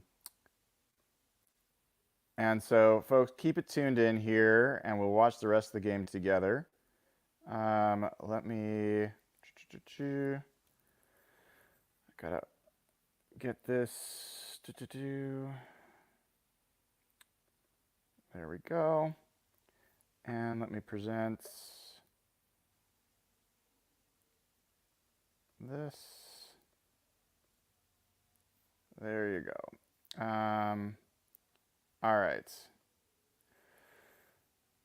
So I will be back, folks. Do not leave. We will have fun for the second half.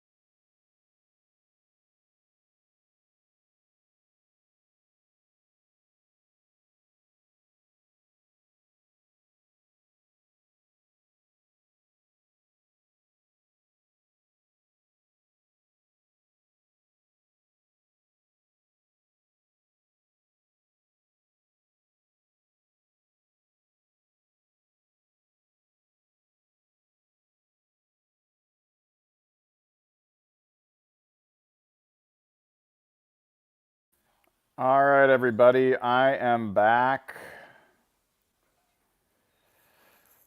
Hopefully, you all are enjoying this half of football as much as I did. Seahawks up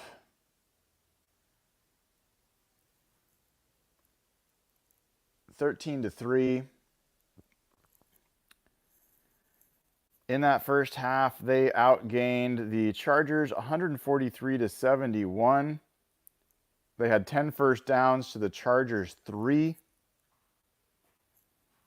I will warn you all, my mother-in-law is about to walk in with her dog, and my dog's going to freak out. So you may hear some barking. I'll try to mute, but we'll get through it together. I promise. If you haven't given the show a like and click subscribe, please do. It's a great way to keep it real. For folks that don't know, that are new here, I'm going to be covering the Seahawks full time this year. I have been credentialed by the Seahawks. I'm going to practices. I'm talking to the players. I'm talking to the coaches. I'm going to travel to cover the team at least some of the games. I'm going to be at the New England game. We'll see which others I'm able to attend. So I'm just going to have a ton of great content for you this year. We're going to have great guests. So click like, click subscribe, click the bell to get notified. And here we go. The kick just happened to time up with what's going on here. It looks like Kenny McIntosh on the return. Not a great return, guys. So special teams, not the best of the three units so far. Jay Harbaugh got a little work to do. I don't like Kenny McIntosh as a returner. He is not fast enough. So I just don't like Kenny McIntosh as a returner. I don't think he should even be an option. He's a slasher kind of runner. He can kind of get around people, but he's not fast. So Seahawks get the ball deep in their territory.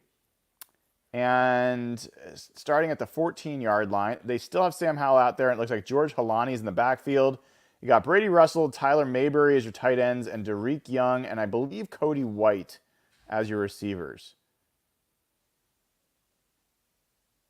Let's see who they got at right tackle. I want to check that out as well. It is still McClendon Curtis at right tackle and Stone Forsythe. Big gain over the middle to Derek Young. The biggest downfield throw we've seen today, biggest completion at least, for Sam Howell. Let's see George Halani on this play. Let's see, the Stone Forsythe does a nice job in pass pro. Good. Look at that extra pass block, that chip that George Halani did. He's just a physical dude. Helps Raekwon O'Neal there. And there's Derek Young. This guy he's a weapon, man. They've got these weapons that are 4th, 5th, 6th receivers. There's the swing to LaVisca. Watch this. Watch this. You do not want to let that man get loose on the edge of your defense. I'm telling you, this guy led the NFL in yards after catch average 2 years ago. He averaged 12 yards after the catch 2 years ago. 12 yards. Now, that's because a lot of them were plays like you just saw. But the point being is, this guy, you give him a chance to run downhill, he is going to run over you or run around you. That's going to be a George Halani run. I can feel it. Here it comes. Up the middle. Nice push. 3-4 yards. Running behind Oluwatimi and Christian Haynes. So you've got 2nd and 6.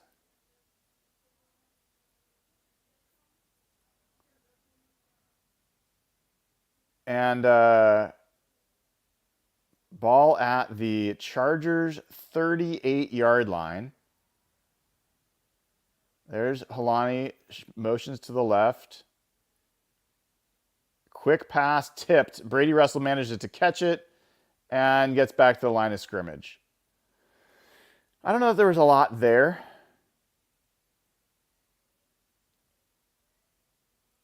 I've just now realized what Brady Russell's wearing around his neck. I've been trying to figure out, like, what does he have on his neck?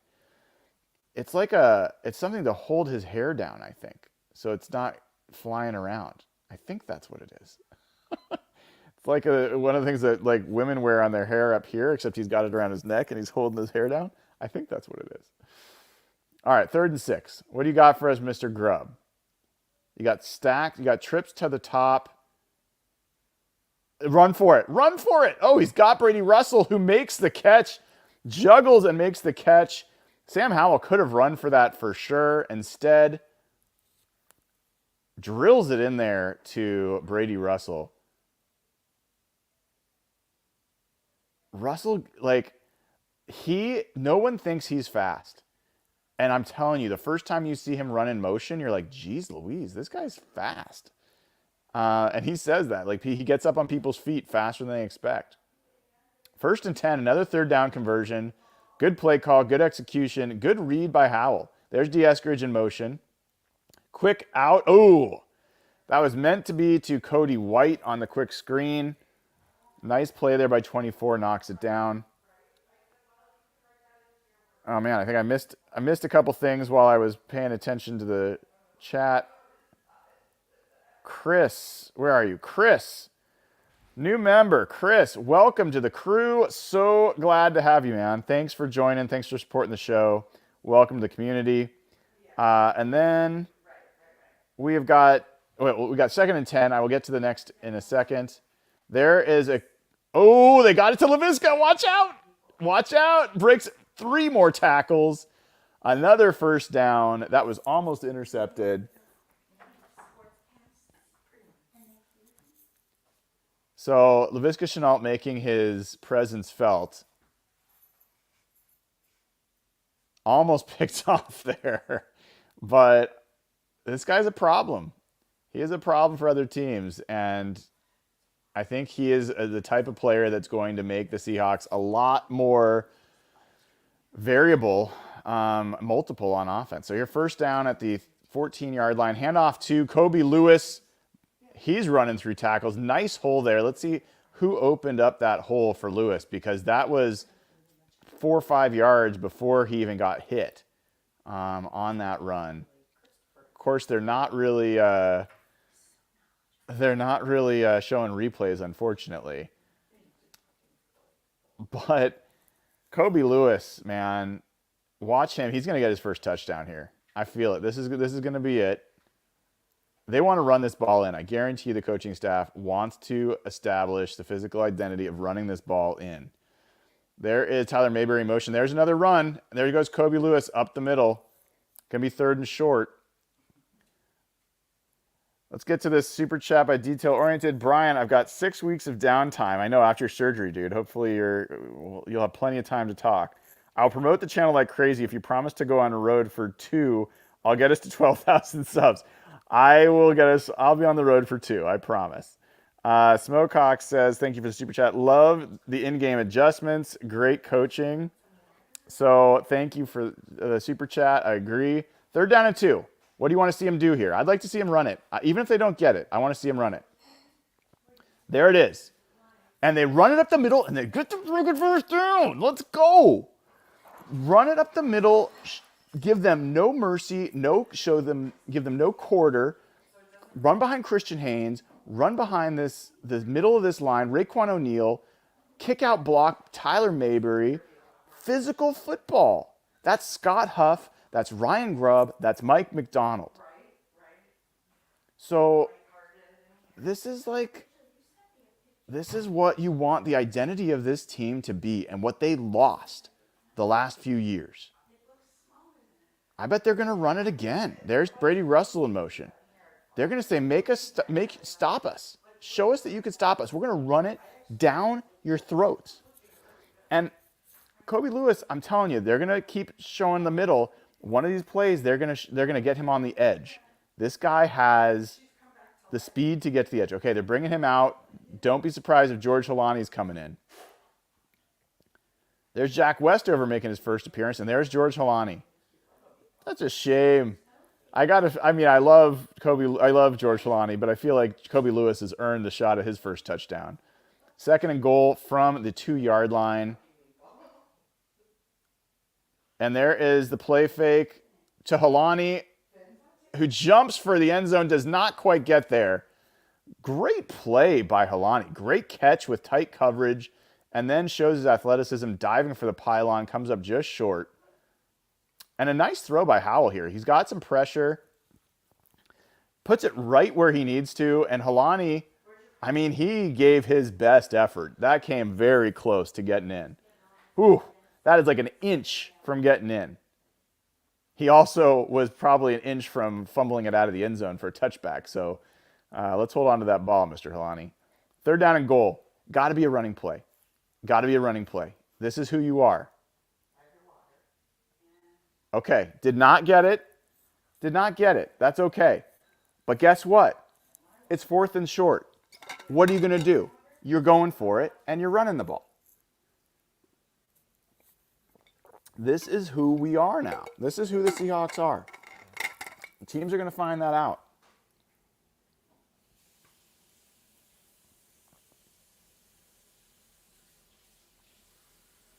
Controlling the ball, controlling the clock. George Helani. This offensive line, they gotta knock guys off the ball right here. Knock them off the ball. What just happened? Timeout, Chargers.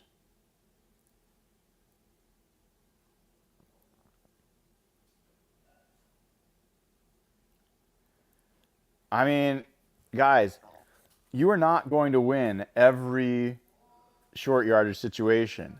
But the way that you become excellent in these is that you go for them and you run. And you run and you run and you run. And you establish that mentality for your team, for your offensive line, for your running backs. And that the opponents have to really pay attention that, like, hey, this is a physical running team. That's who they are. That opens up so many other things. That's when you can do the cutesy, end arounds. You can do the play actions, bootlegs, all these other things off of it. But to start with, you have to friggin' establish the run. And here's George Helani. This is a running play. It's going right up the friggin' middle. They're challenging this offensive line to push these guys off the ball. They might not have to bounce it. Now it looks like they should bounce it. Helani, I don't think he got there. Damn, if they had changed the play at the line of scrimmage and gone outside, the Chargers moved everyone inside, they could celebrate all they want. The Seahawks ran the ball down their throats. They were in control that whole drive. They chose to do that instead of take the points. Fine. Helani hits the ball, the hole hard. Oluwatimi on the ground. Not great. But, I also feel like that was a chance for George Helani to improvise a little bit. If he had chose to bounce that outside, I think he would have had an easy touchdown. So it does not give me pause one bit to see what they just did or see what happened. And in fact, it makes me happy. So I thought that was a really nice drive from the Seahawks. Let's take a quick look, update the stats for them. So they're now 9 of 15 on 3rd downs. They have 15 first downs. The Chargers have 3. That drive, by the way, was a 14-play, 84-yard drive that took 8 minutes and 15 seconds off the clock to start the second half. So the Chargers can have their cute little celebration about stopping them on 4th and goal. But the Seahawks absolutely just choked them out going down the field to start the second half. And they did it in a very repeatable way. Keep in mind, the plays that you're seeing from Ryan Grubb, these are not like high degree of difficulty plays. Swing passes, quick outs, running plays.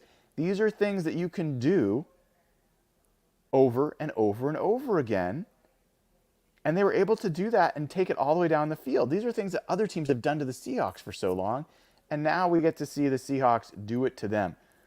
I'm telling you, you put Kenneth Walker in there, you guys haven't even seen DK Metcalf in this offense. I am telling you, DK Metcalf looks unreal in this offense. You haven't seen Noah Fant in this offense. He is also a big factor. Tyler Lockett's sitting out. Like, there is so much that you have not seen. And it's not all dink and dunk. We are back to the game. Chargers ball at the 2-yard line. I don't know why they get it to 2. There's no way that they lost a yard, but whatever. All right, so Chargers run it up the middle for a couple of yards. Only 6.5 minutes to go in the third quarter because the Seahawks took the air out of the ball. Dugan is in at quarterback. I don't care enough to really look up his pronunciation. We still got a lot of the Seahawks. You got Marquise Blair in there, number 13. Mike Morris, and there's Tyrese Knight still in there. There's Nelson Caesar, 46, bottom of the line of scrimmage. Keep an eye on him. Great tackle there by Miles Adams, and who was that crashed down? That was Mike Morris. So these guys, you got Derek Hall. I mean, these are like third string, like, guys in here. This is the quality that you're getting, the depth that's been built over the last few drafts on this team. I think Byron Murphy's probably done for the night. Man, was that a fun debut. Was that a fun debut or what? Third and 4, I should say. Let's see if the Seahawks do here. It's another read option quarterback. What a trashy play. Take your first down. God, what a trash play. If that's what you got to do, fine. Good luck with that. By the way, ESPN, it's reporting they credited Derek Hall with the sack, not Byron Murphy. I thought they might give him a half a sack. So Derek Hall and John Radigan have each of the Seahawks 2 sacks. First down for the Chargers at the 14, almost 15-yard line. Handoff up the middle. Great fill by Tyrese Knight, right in the hole. Short gain. Nice job by the rookie. He's had a solid start. There's Ty Okada in at safety. Again, your line is Mike Morris, Miles Adams, and I believe I got to see the other number. I didn't see the other number. Normally it would have been Matt Gotel, but he was lost and they had to waive him. So you only got 2. Interesting. They've got only 2 defensive linemen. They've got multiple. They got John Radigan, Tyrese Knight, an extra safety on the field, and then they've got Derek Hall and Nelson Caesar on the edge. Nice rush there by Mike Morris. Flushes him from the pocket. Okay, I want you guys to pay attention to what just happened there. Swing pass.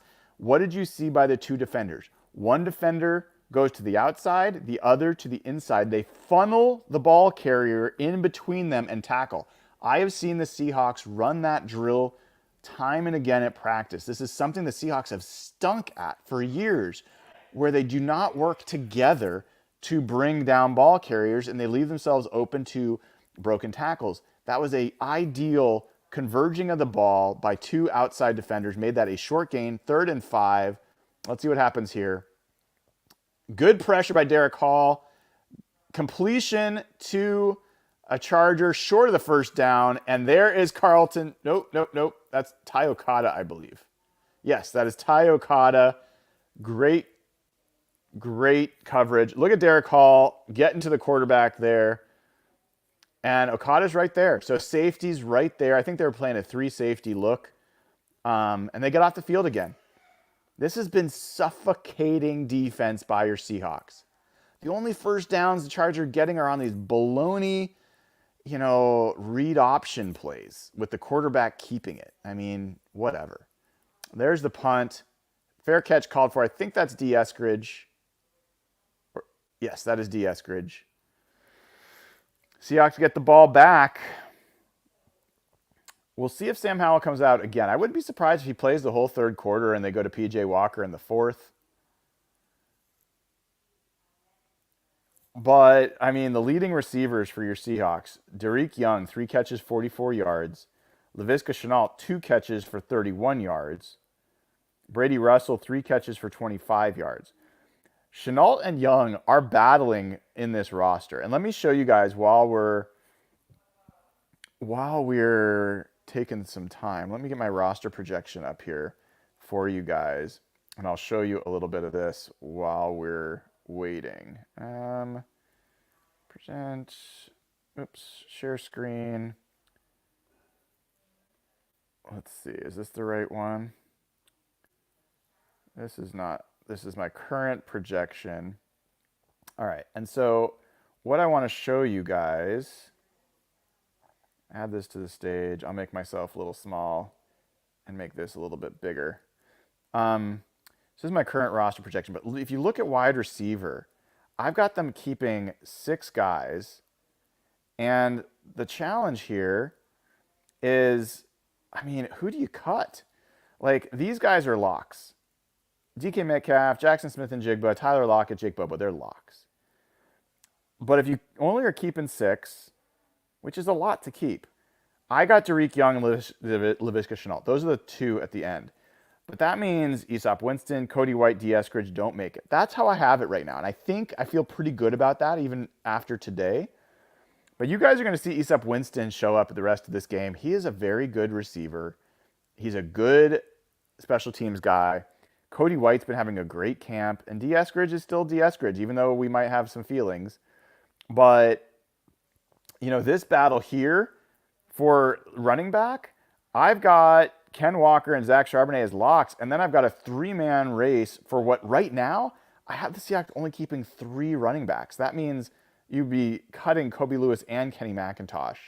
I have them keeping 4 tight ends, including Brady Russell. I really am very confident that they're going to keep Brady Russell. I am starting to wonder if A.J. Barner, I got to switch this. My next projection is going to have Brady Russell ahead of A.J. Barner. A.J. Barner might be the guy on the bubble, not Brady Russell. So that's another one here. We have not seen Mike Jarrell yet. We're going to see him. He is fun to watch. Let me get back to, I'll hide this again.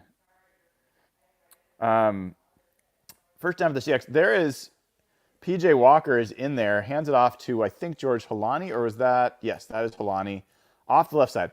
I think Holani's best runs are to the outside. I think he's a good edge runner, making like really solid single cuts where he just cuts up field. I think he's a nice, when you get him on the edge, I think he's a better player. I see someone talking about politics, or someone, let me know who did that. We don't talk politics in here. So if somebody talks politics again, I'm going to have to pause you. And if it happens again, then I am going to have to ban you. So please do not talk politics in here, or I will have to ask you to leave. I have no interest in having politics in this channel, okay? We're here to escape from all that and just have fun talking Seahawks. All right. So I missed the play because I was having that conversation, so I don't even know what just happened. First down and 10 for the Seahawks.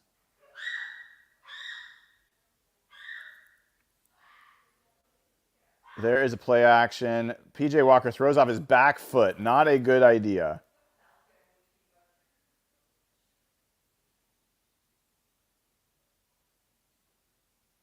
All right, I got to look through. I'm my only moderator out of here, so I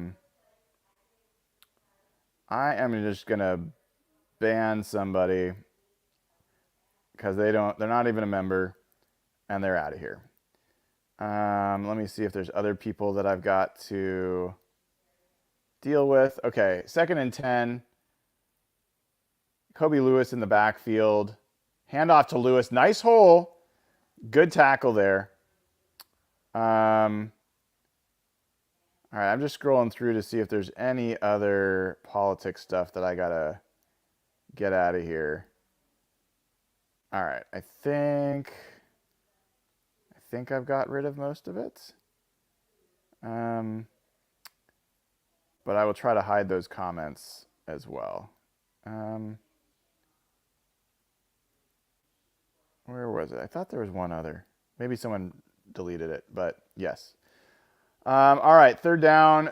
P.J. Walker has the man. Oh, dude, that was a touchdown to Cody White, and P.J. Walker just overthrows him. Man, that was a great call by Ryan Grubb. Oh, they said to D. Eskridge. I thought, I mean, that there's two receivers there. I thought he was throwing it to the outside receiver, who was Cody White. Um,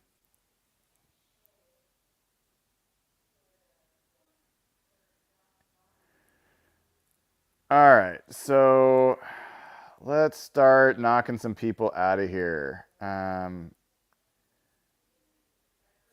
Yeah, we're gonna keep this friendly. If people are not, then they're just gonna get booted. I just don't have patience for it. So, um, no worries there. All right, I'm just scrolling through to see if I missed anyone else. Oh, there we go. Let's delete that comment. All right. Sorry, guys. I'm just scrolling through to see if I can clean up the chat. But this is the thing. Like, me having to moderate this means I'm not watching the game. I'm not giving you guys other content. So, um, it's not. We're just not going to do it. We're not going to do it. And what I can do is I can start making these. I can making these members only chats. So people that are members are the only people that can participate in chat. But the challenge there is then we don't get new people to come into the fold. And the goal is to keep the world as wide as possible and not have an echo chamber. So I would love to keep this open. But if it becomes a problem, then this is the other benefit of being a member is I can start doing members only chats and we'll have people that we already have vetted and know. And so that's another option. But people say add some moderators. Maybe I can try to do that as well. If there's folks that are interested in becoming moderators, feel free to shoot me a note on either my DMs on Twitter or you can email me, brian@hawkblogger.com. And if you're interested in being a mod, I can talk to folks about that. You know, I I want this to be a positive experience for folks, so I appreciate you all trying to help making that happen. Um,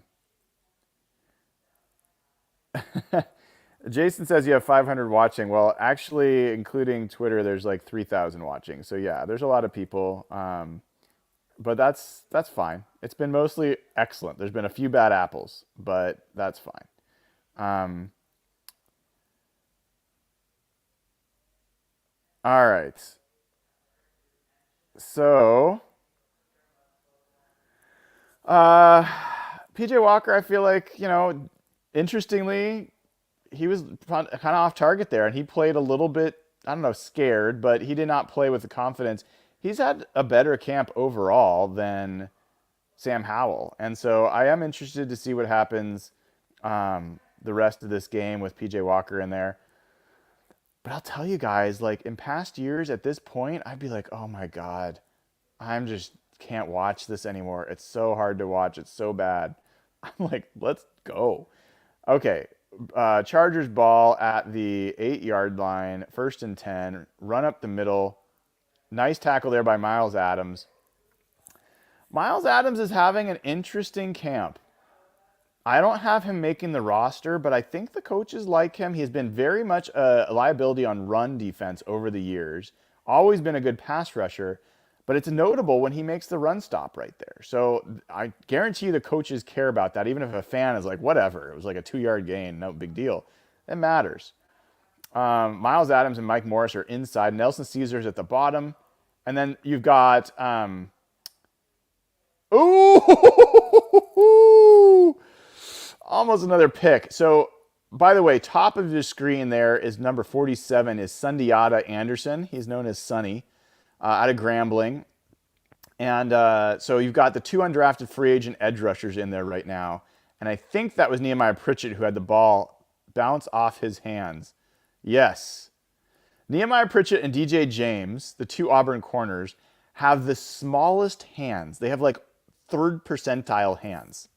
I think that was the end of the 3rd quarter. I'm going to look this up for you right now because it's so friggin' funny. Let me see if it's got DJ James. Do they have his hand size? Yeah, DJ James is okay. I'm gonna share my screen so you guys can see this with me. It's so funny.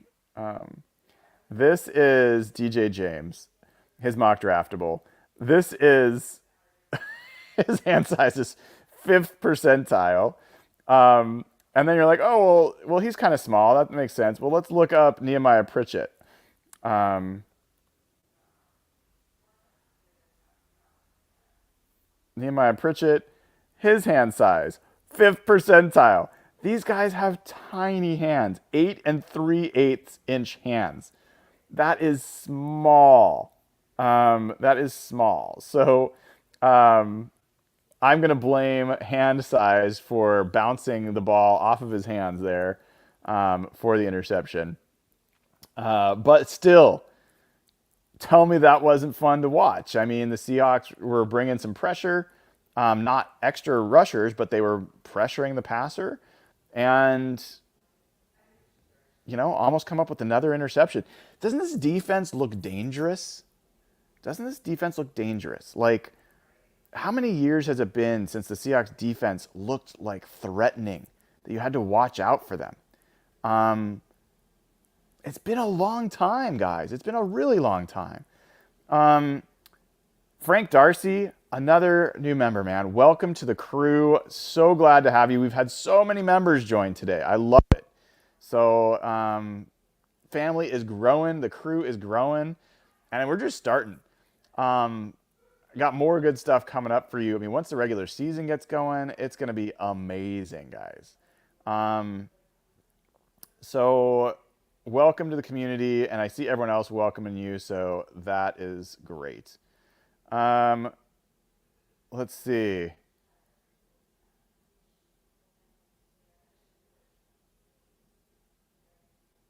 Okay. I got a question from somebody. I'll try to help out here in a second. The snap on 3rd and 8. Derek Hall with pressure. DJ James. Oh, no, that's not DJ James. That is Ty Okada. Could not wrestle him down. Derek Hall almost got there. Almost got there. Donald Parham.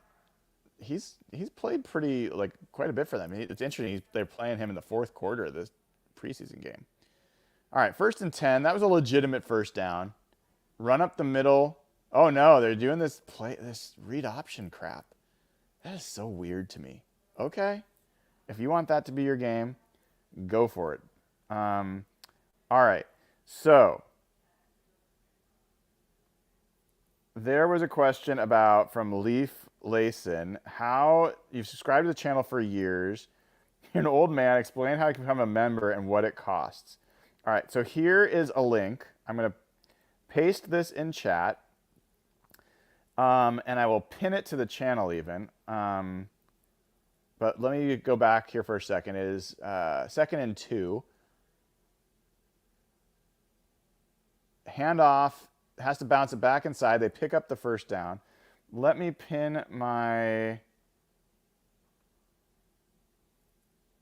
I've got to pin this to chat. All right, so pinned that now. Okay, so there's a link now that's pinned to chat. You click on that link. That is how you join as a member. It should show you the pricing tiers. I think the cheapest one is Hawk's Nest, which is $2.99 a month, up to Suite Level, which is $24.99, I believe. So $2.99 is the cheapest to get in as a member. Club Level, I believe, is $6.99. So that is the quick way. Click on the link, and that should take you right to joining as a member. Appreciate you supporting Leaf, and appreciate you've been subscribed for a long time. See a comment here by Sabine saying Mike Morris seems to be moving the pile. Amen, man. He has been moving the pile. And let's see, we got Karen Payne has joined as a member. Welcome, Karen. Great to have you. We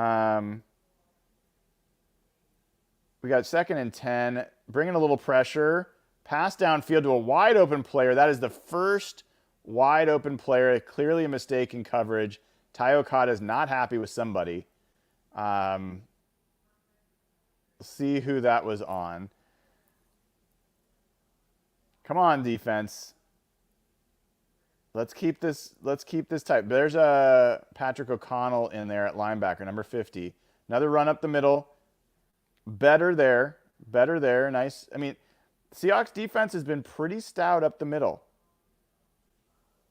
I think they're gonna show the passing play. There was a blitz coming on that play. One left man in coverage. There was DJ James coming on a blitz, and Okada clearly thought someone else was going to be back there.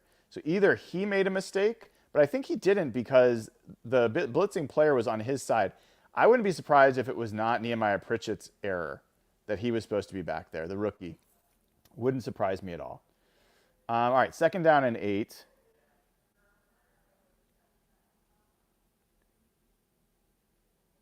Mike Morris, and oh man,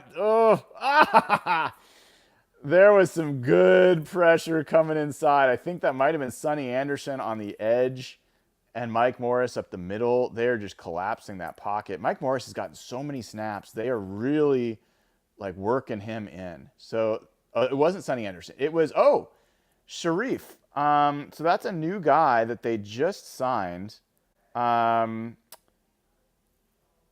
Jamie Sheriff. I don't know if it's Sheriff or Sharif. But interesting to see. He had some good rushes in 1v1s in his first practice. So good first impression there. 3rd and 8. Let's get off the field, guys. There we go. There we go. Devere Levelston. That is Byron Murphy's teammate from DeSoto High School. Together again in the NFL, at least for training camp. But look at Derek Hall at the bottom of the screen here. Just to drive that guy back. You also had Sharif back in the backfield again. So that's a guy you got to watch out for. That's 2 straight pressures from the edge. And there's the punt. Great to see the Seahawks getting off the field again.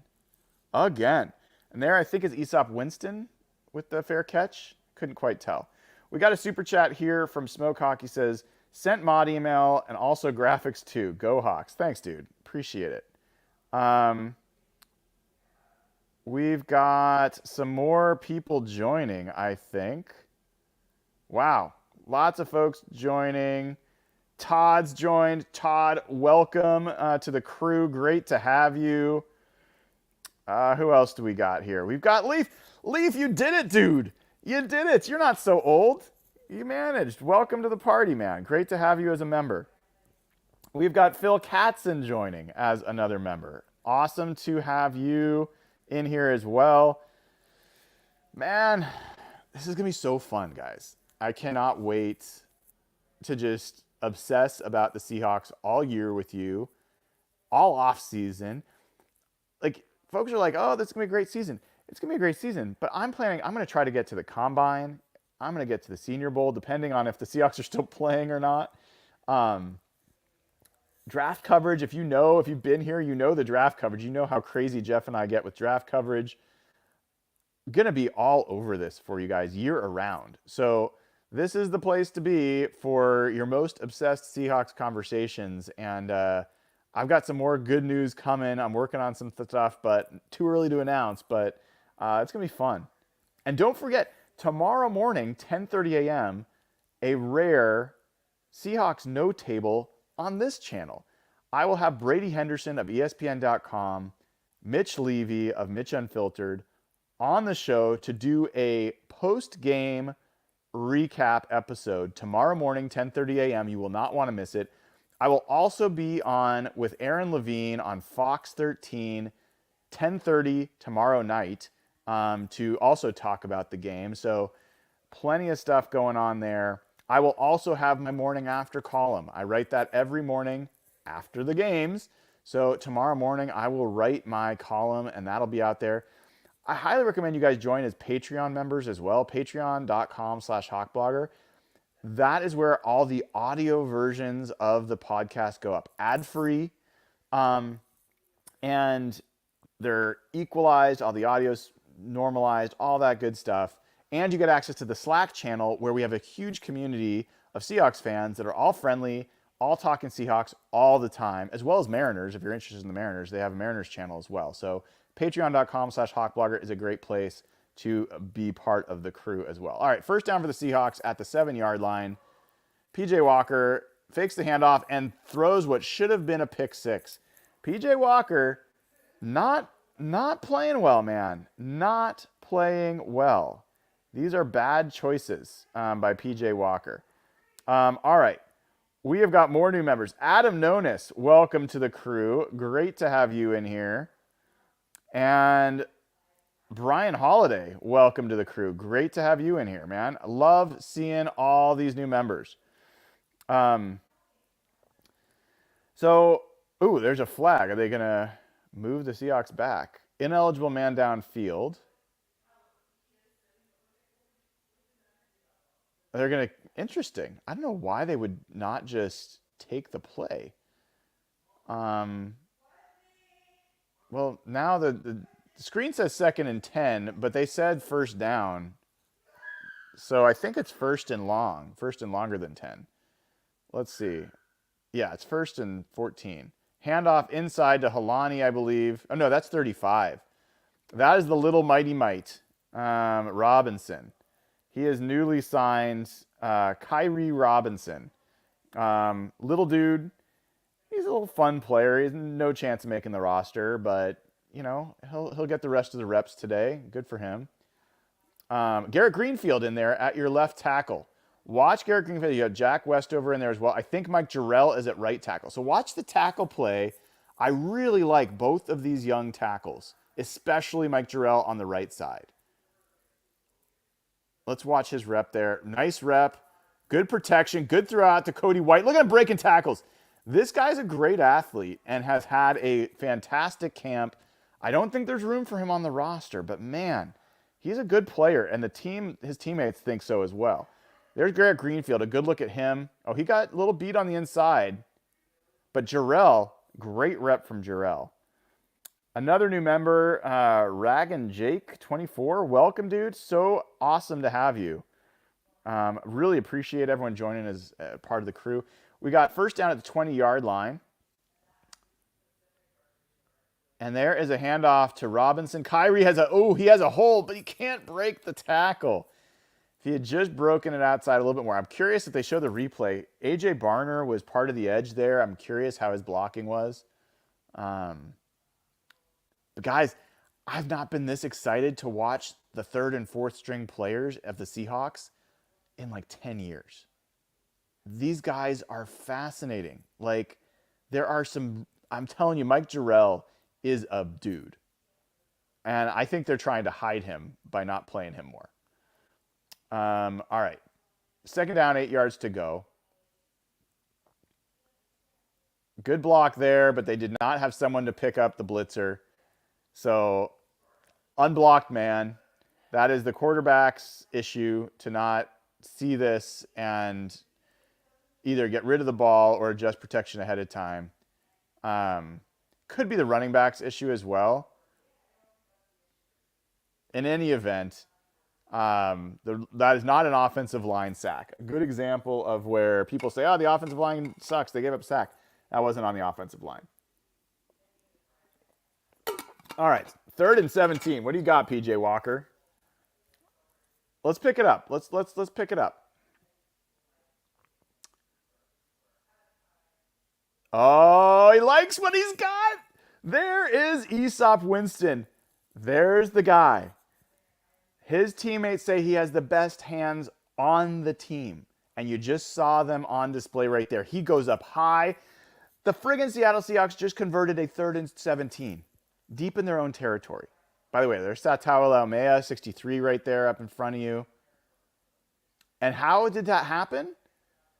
They had protection. His offensive line did their jobs. This is the 3rd and 4th string offensive line. Handoff. Oh, no. That was a RPO. Run pass option. That he could have handed that ball off, or he has to get rid of the ball quickly because the offensive line does not know whether he's going to run or pass. And because they're firing off the ball to run block, if he does not pass the ball quickly, they are an ineligible man downfield. So you have to, on those RPOs, get rid of the ball fast. Unfortunately, he underthrew it a little bit, so 2nd and 10.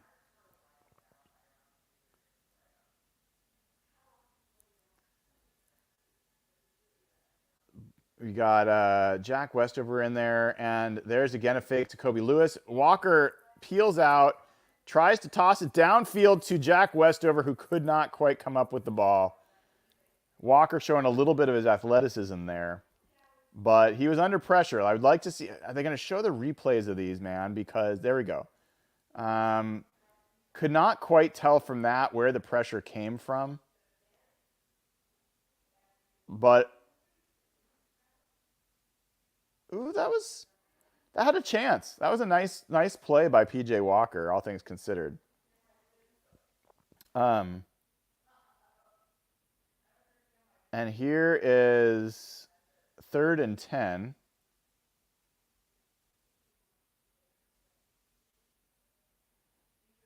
Oh, what's going on? Oh, delay game. Dang it. 3rd and 15.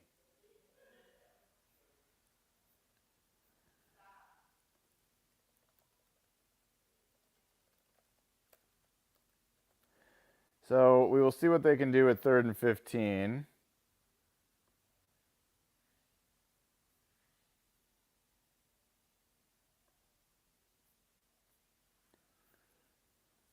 I think I might have missed another new member.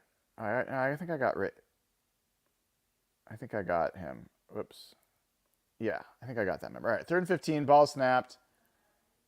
He has time to get rid of it. Throws it down the field, and oh my goodness. Are you kidding me? Let's convert a 3rd and 17, and then let's convert a 3rd and 15. Why not? Cody White this time with the big catch and conversion for the Seahawks. Look at the blitz pickup by Kobe Lewis there. Look at the offensive line holding up, and a great route. Let's go. Let's go down and score a touchdown. Let's just blow this open. 1st and 10 at the 46. Handoff to Kobe Lewis. Falls forward because that's what he does. 2 or 3 yards.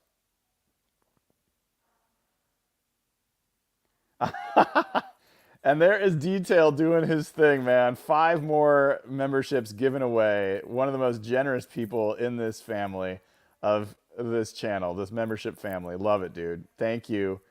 Thank you. And yeah, 2nd and 7. 76. Who is that? All right, there's D. Eskridge in motion, getting the end around. D showing, look at him get in the corner. Come back inside, D. There you go. Look at his teammates just fired up for D. That's what he was drafted for, man, was those kind of plays, and we've seen precious few of them.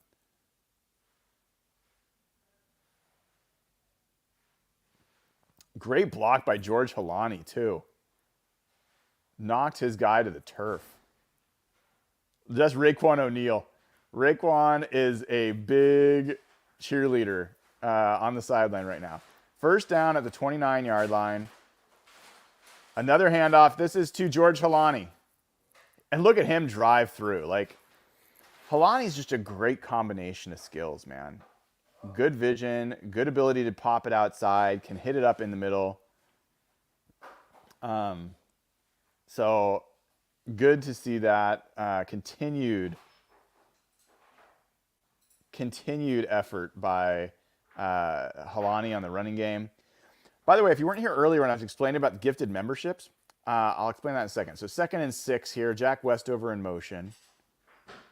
AJ Barner moving back, trying to get Ty Scott on the line. Ty Scott's one of the newer players.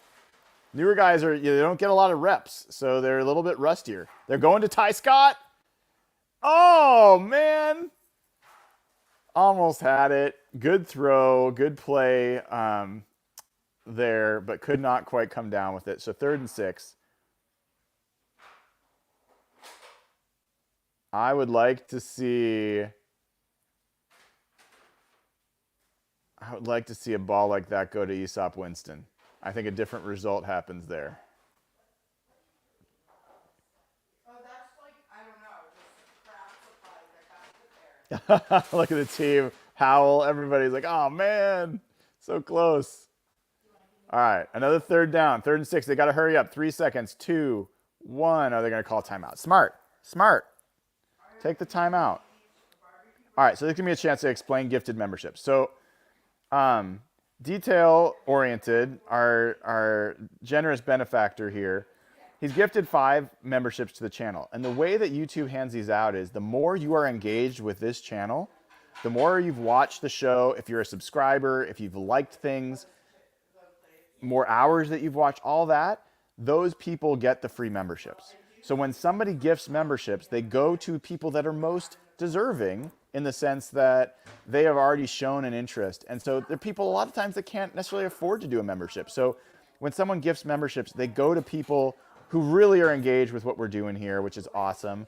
But, also pays it forward, and it gives a chance to pay it forward. So people that have been gifted memberships, really think about gifting to other people. Think about extending your membership beyond 1 month.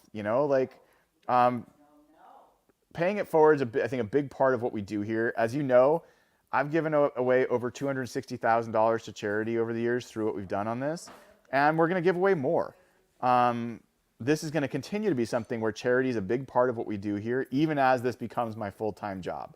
So I want everybody that is able to be generous with each other, because I will be generous with all of you, and I'll also be generous with charities. We gave just recently, a couple weeks ago, $2,000 to George Fant.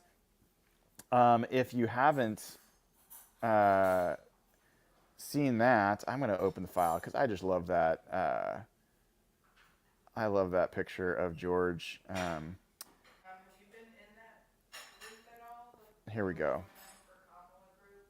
Oh, yeah. Let me share this. Smart getting out there. Oops. Let's go here. Show this. So this is the check I gave to George Fant for his Fant Foundation a couple weeks ago. I'm going to be giving more to different charities associated with the players, with the coaches, with the Seahawks in general. We'll get to My Cause, My Cleats in week 13 and 14. We'll do a bunch of donations there. Hopefully other folks will chip in as well. But you guys are not just supporting me and my ability to keep doing this as a job, but you're helping all these foundations and charities. And so it's just a great way to complete the circle with your team. And I'm going to keep looking for ways to do that. So really, really appreciate all the support. And let's go here. We got our 3rd and 6. Ball is at the 25-yard line. There is A.J. Barner in motion. Quick pass to A.J. Barner. He's got to turn it upfield. Run it. Oh, he's just short. Just short. I like the play call. Good chance. Oh, there's a flag. Ineligible man downfield. No. That was going to set up a 4th and 1, and I was hoping they were going to go for it. Darn it. So, yeah, I'm telling you, Brady Russell is squarely ahead of A.J. Barner. I've got that wrong on my predictions. I haven't been willing to trust my eyes on it, but I've got to admit, I just assumed Barner was a lock for this roster, but I don't know if he is anymore. I'm all right. It's 3rd and 11. Yeah, mine's doing great. Ball's at the 30-yard line, roughly. There's George Halani in the backfield. You got Jack Westover up top, tight end of the formation. That never had a chance. Never had a chance. By the way, Hayden Hatton was in the game, number 84. He's another guy has had a very good training camp. Did not get a chance there, but has shown some really great hands. So let's get a field goal. All right. We'll take the points. We will take the points. And how cool is this?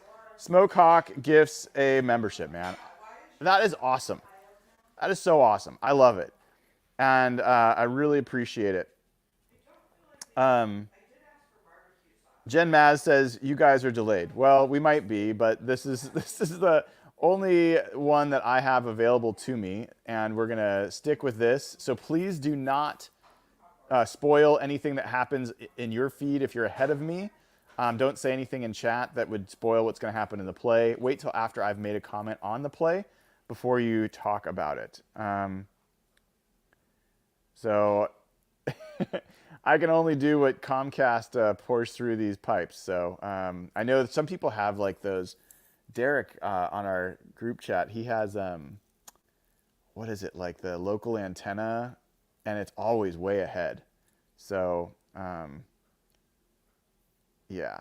Sorry, I didn't even watch. Did he make the field goal? Yeah, he did. Good. It's kind of surprising with Jason Myers, but he did. He made it. That was a 48-yard field goal. Actually, that was pretty long. I didn't realize it was that long. I will tell you, Myers has been rough during training camp. He has been missing like field goals under 40 yards with regularity. So I'm glad to see him make that one.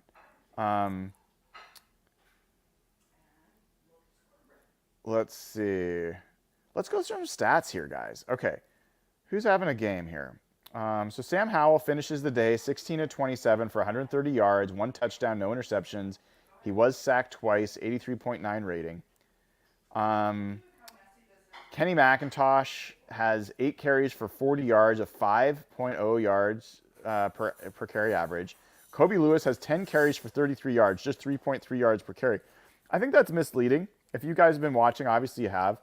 All of Kobe Lewis's runs have been straight up the middle, short yardage kind of plays. I don't think it's fair. I thought Kenny McIntosh left a lot of yards out there. Not to mention he was behind the first string offensive line.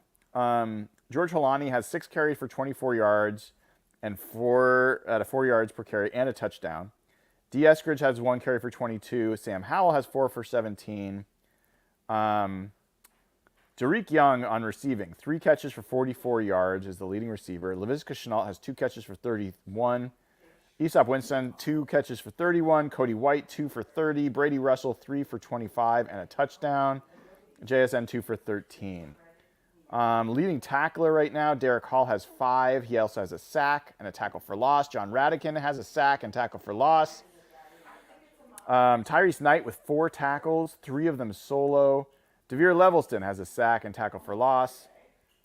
A lot of other guys have tackles. So that is a quick recap of some of the stats for your Seahawks. There's the kickoff, a little bit of a... Ooh, what's the penalty? I think the players started running before somebody touched it. Kickoff didn't get to the 20, so it's a penalty. Ah, got it. So not sharp. The Jay Harbaugh's not, his crew has not looked sharp. I think Mike McDonald might have some words for him. Jay Harbaugh seems like the nicest guy. I got to tell you, seems like the nicest guy.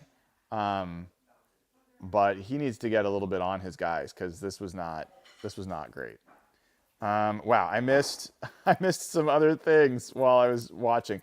First down for the Chargers at the 40-yard line. Wow, that's a big penalty. Pass is knocked down by Patrick O'Connell, almost intercepted by DJ James. Mr. Smallhands couldn't come down with it. Let me welcome in Chris Hunky as a new member. I love the name, Hunky. And then we also, Smokehawk just gifted 5 more memberships. He's coming for you, Detail. Smokehawk is coming for you. He gifts 5 more memberships. That is awesome. Appreciate you, Smokehawk. Love it. So we got a lot going on. 2nd and 10. Let's see if we can get another turnover, man. They've been so close. Deep downfield. Oh, he's got a man. And he completes this one. Dang it. Beats D. Williams. That is the guy who came in as a receiver and has been playing corner. Not good. He was beaten deep there. Guy had a step and a good throw. Throw is on target. So legitimate play. They're down there near the red zone at 24. 4 minutes to go in this game.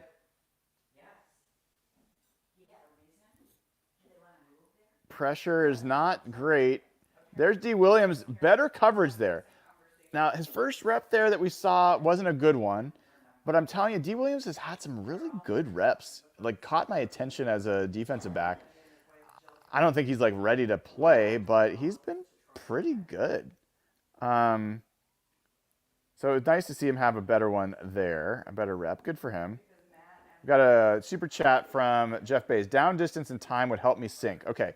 It is 2nd and 10, 4:04 left in the game.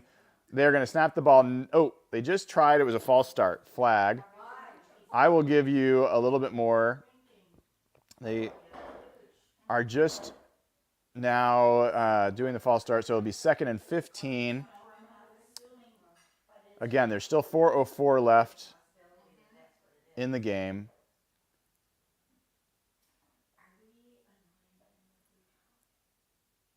Smokecock says he's just helping detail spread the love. I mean, I love it. I think it's such a cool thing.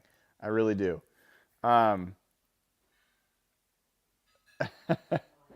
Michael Bennett, man, what a treasure he was for the team. Love that guy. I mean, he was so fun to watch on this team. All right, 2nd and 15. I will tell you exactly when they snap the ball so you can sync up. They're waiting, and the ball is snapped now. Just was snapped. Good pressure up the middle from Sharif again. There's Patrick O'Connell. Great tackle in the open field. Brings up 3rd and long.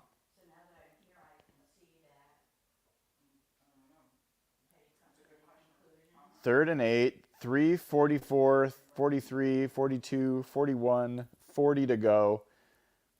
Clock is ticking. 3rd and 8. Let's knock this guy on his butt. Let's get an interception. Let's get a pick 6. Let's get a fumble, a scoop and score. They're close. Mike Morris is back in there. Let's get some push on this line. It doesn't quite get there. D's on coverage again. Nice defensive play by Marquise Blair. Number 13 comes over with a great play at the safety spot. God, he's a long safety, man. I think he's a guy that's got a chance on the practice squad. If he's healthy, this guy was a 2nd-round pick and legitimately talented. He's a guy that I think you'd want to really figure out what you do with him, because look at that length. Look at that length at the safety position. That's not normal. And he makes a great play there. I don't think it was going to be completed, but still. Now it's 4th and 8. Come on, guys. Get home. They did not get a lot of pressure on that play. It was a pretty quick throw. But let's see what they can do. They bring in extras. Oh, timeout. Coaches saw what was going to happen. But I want you to pay attention to something there, guys. Notice that looked exactly the same as the previous play where they didn't bring extra guys. It looks the exact same. The quarterback is not going to be able to tell the difference. That time, they brought pressure. They brought 2 extra guys, I think. At least 1 extra, but I think they brought 2 extra guys, and it was going to be absolutely blown up if they hadn't called that timeout. So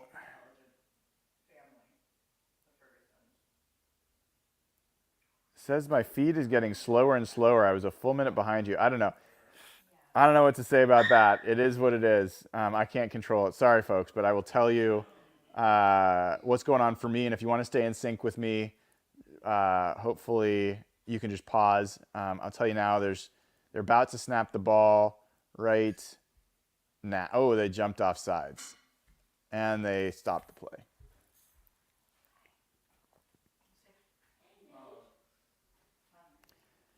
Detail is leaving. See you later, dude.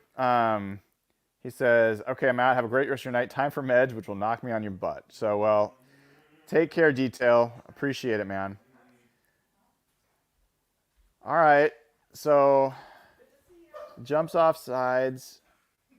No, you can hang out with us, though.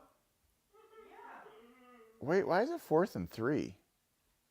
I thought it was longer than that. All right, 4th and 3 it is. Ball is snapped right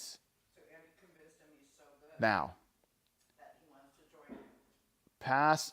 Oh, and they converge. D. Williams, Ty Okada. Do not give him a big window to throw that in, and they converge. And take a seat, Chargers. Just go off the field. You get nothing. You get nothing. D. Williams, look at him close on that. Did you see that, guys?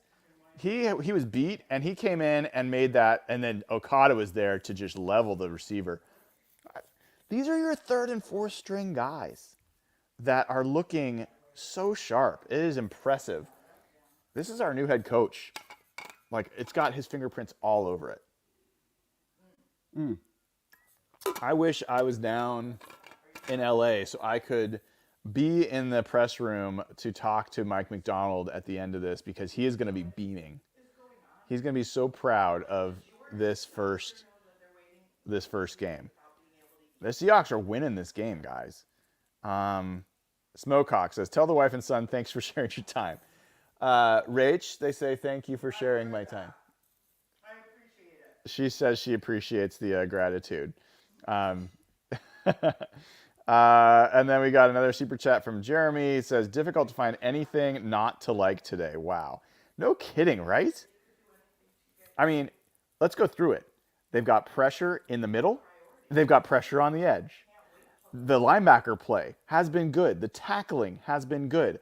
The coverage has been good. They've turned the ball over. The safety play has been good. The corner play has been good. The offensive line play has been pretty good. I would not say great, but I say pretty good. And that's without Charles Cross, Abe Lucas, George Fant playing. Okay? Sam Howell, I thought played okay. It wasn't great, but fine. The running backs, all of them have been good. The receivers, almost all of them have been good. Tight end wise, I think we've had great games. Brady Russell had a great game. I think Farrell Brown had some nice blocking. The third down conversions, let's look at the stats, guys. Oh my God. Seahawks are 11 for 19 on third downs. The Chargers are 2 of 12.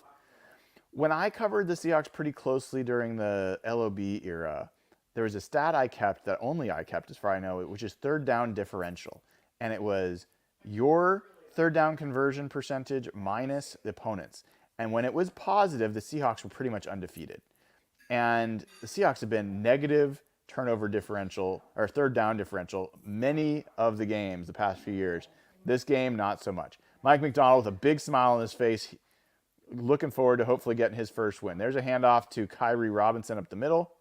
They're going to run down this clock, get out of here as healthy as possible, and hopefully get out of here with a win. I cannot wait to be at practice on Monday and watch these guys. I wish I was flying to Tennessee next week to watch them in joint practice. I think Tennessee is going to come out of there going like, holy crap. This team's pretty good. Let's see. I heard some rumors that the 49ers were playing badly, which I like.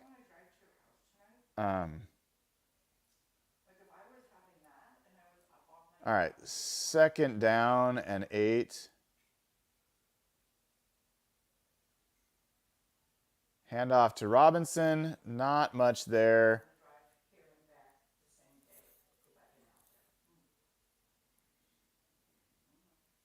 I'm looking at the 49ers stats here.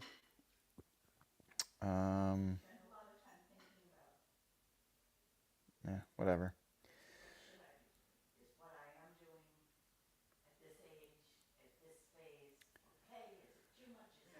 I think so it's third and 8. 2:36, 35, 34, 33 to go in the game. Be huge if they could pick up the first down here. They're just going to run it. They're just running the clock. Kyrie Robinson for a few yards. How many yards rushing do you think the Seahawks have today, guys? Seahawks have 158 yards rushing. 158 yards rushing. Remember when everyone's like, Ryan Grubb was just going to be the passing guy? Passed it all the time. Michael Penix, the 3 receivers. Look at the Seahawks with the 3 receivers. They're going to run it. They're going to pass. They've been running it a lot. So I think, and look at that smile on Mike McDonald. That guy's so happy.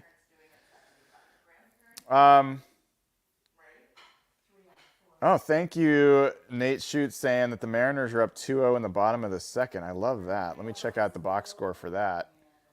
I know not everybody is a Mariner fan, but you're going to get a little Mariners in here now and then. Let's see what we got.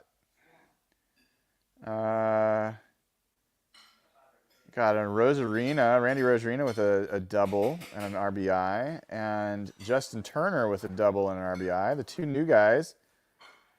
That's nice to see. You're going against Manaea, who's a tough pitcher. So still bottom of the first, it says here. 1 out. Man at second base. No, you're not doing foot baseball now. So my wife just freaked out. She thought I was switching and watching baseball and doing that. No, but what she doesn't understand is I can't eat my dinner until this game's over. So I'm just as eager for this to wrap up as she is. I'm starving. But we're gonna watch this to the end. We're gonna watch this to the end. All 3,000 of us together. Watch this together all over the world. Got people from Japan, people from Germany, people from the Philippines, all sorts of folks watching. So let's have some fun. What's for dinner tonight? We've got a lot better about not doing DoorDash all the time, but we did DoorDash tonight just because complication with me doing this and everything else. We got barbecue. So I've got some brisket and a hot link waiting for me, as well as some cornbread and some Frito pie and mac and cheese. So we did it up right tonight. Little slaw. Yeah, Joshua, thank you for the super chat. Great first game. The passion is back. No kidding, man. No kidding. That is like, I have not, it has been such a chore to watch the Seahawks preseason games for the last few years. Such a chore. And there was no way. I honestly, like, if you look back, I did these streams for past preseasons. I would never make it to the fourth quarter because there was never, like, it wasn't worth watching. It was just awful. But not this year, not this team. So you're going to punt the ball away with 2 minutes to go. Let's see if we can get a good rep from the special teams in coverage, because the coverage has not been great. All right, I want to hear you guys in chat. Okay, who is your player of the game? First question. Who is your player of the game? Give me your player of the game.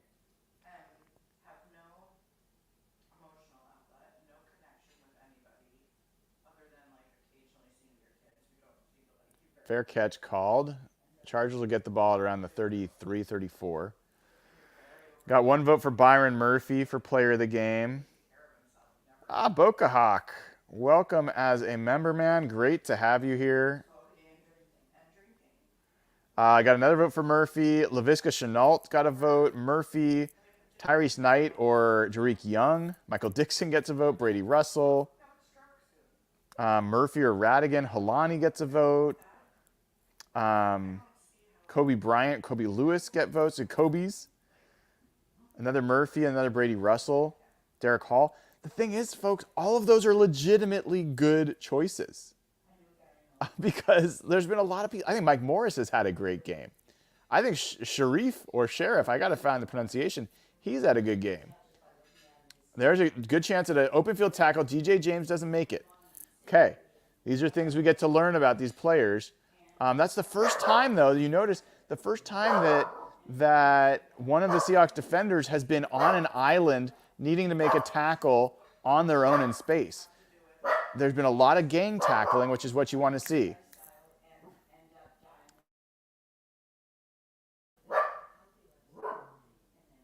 And they throw it up the middle. Manages to pick up the first down. or at least some people do, but that's very rare and unlikely. So again, I do want to welcome Boca Hawk. Sorry, that was a quick welcome. It's great to have you. I know you're also a Patreon member. Patreon.com/hawkblogger. Great to have people that support in all these different ways. Not getting as much pressure the last few few series. Defensive lines, I think Mike Morris is probably tiring out. You know, he's played a lot of reps, and I think that's on purpose. 108 to go, 107.65. And we are at a minute to go in this game for the Seahawks. There is a quick pass. There was really not anyone there. I think that should have been an intentional grounding, personally, because the running back was not close to that, but we'll see if they call it. The place that he threw it, there is nobody there, but we'll see what they do. 3rd and 4 is what it is right now.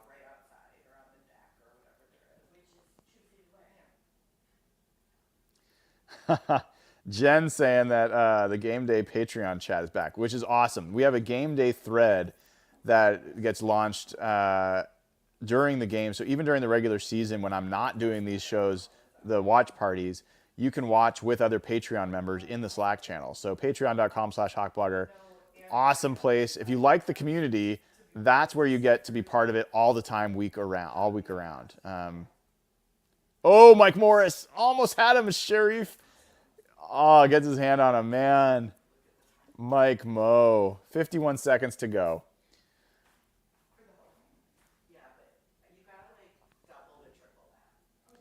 But look at Mike Morris, great rep here. They're going to focus on Sharif, but that's the wrong guy, honestly, to focus on. It might have been Miles Adams. I might have been the wrong guy. That might have been Miles Adams. All right, so we talked about your player of the game. What's your most pleasant surprise in this game? A different part of the team, the run game, you know, the style of offense, the pass pressure. What's your big pleasant surprise that you maybe is better than you expected it to be in this game? By the way, there's Carlton Johnson, 37. Got a comment here from Chris. I think this is a great one too. Mike McDonald is the hawk of the game. This team is fundamentally sound and well prepared. Yeah, agreed. Derek Hall, vote for him. That's right. He deserves it. And here go the Seahawks. Kneel it down, and Mike McDonald is going to win his first game as the Seahawks head coach in pretty dominant fashion over his former head coach, Jim Harbaugh. There it is, folks. Your Seahawks, 1-0 in the preseason, 1-0 under Mike McDonald. Dominant in all phases of the game.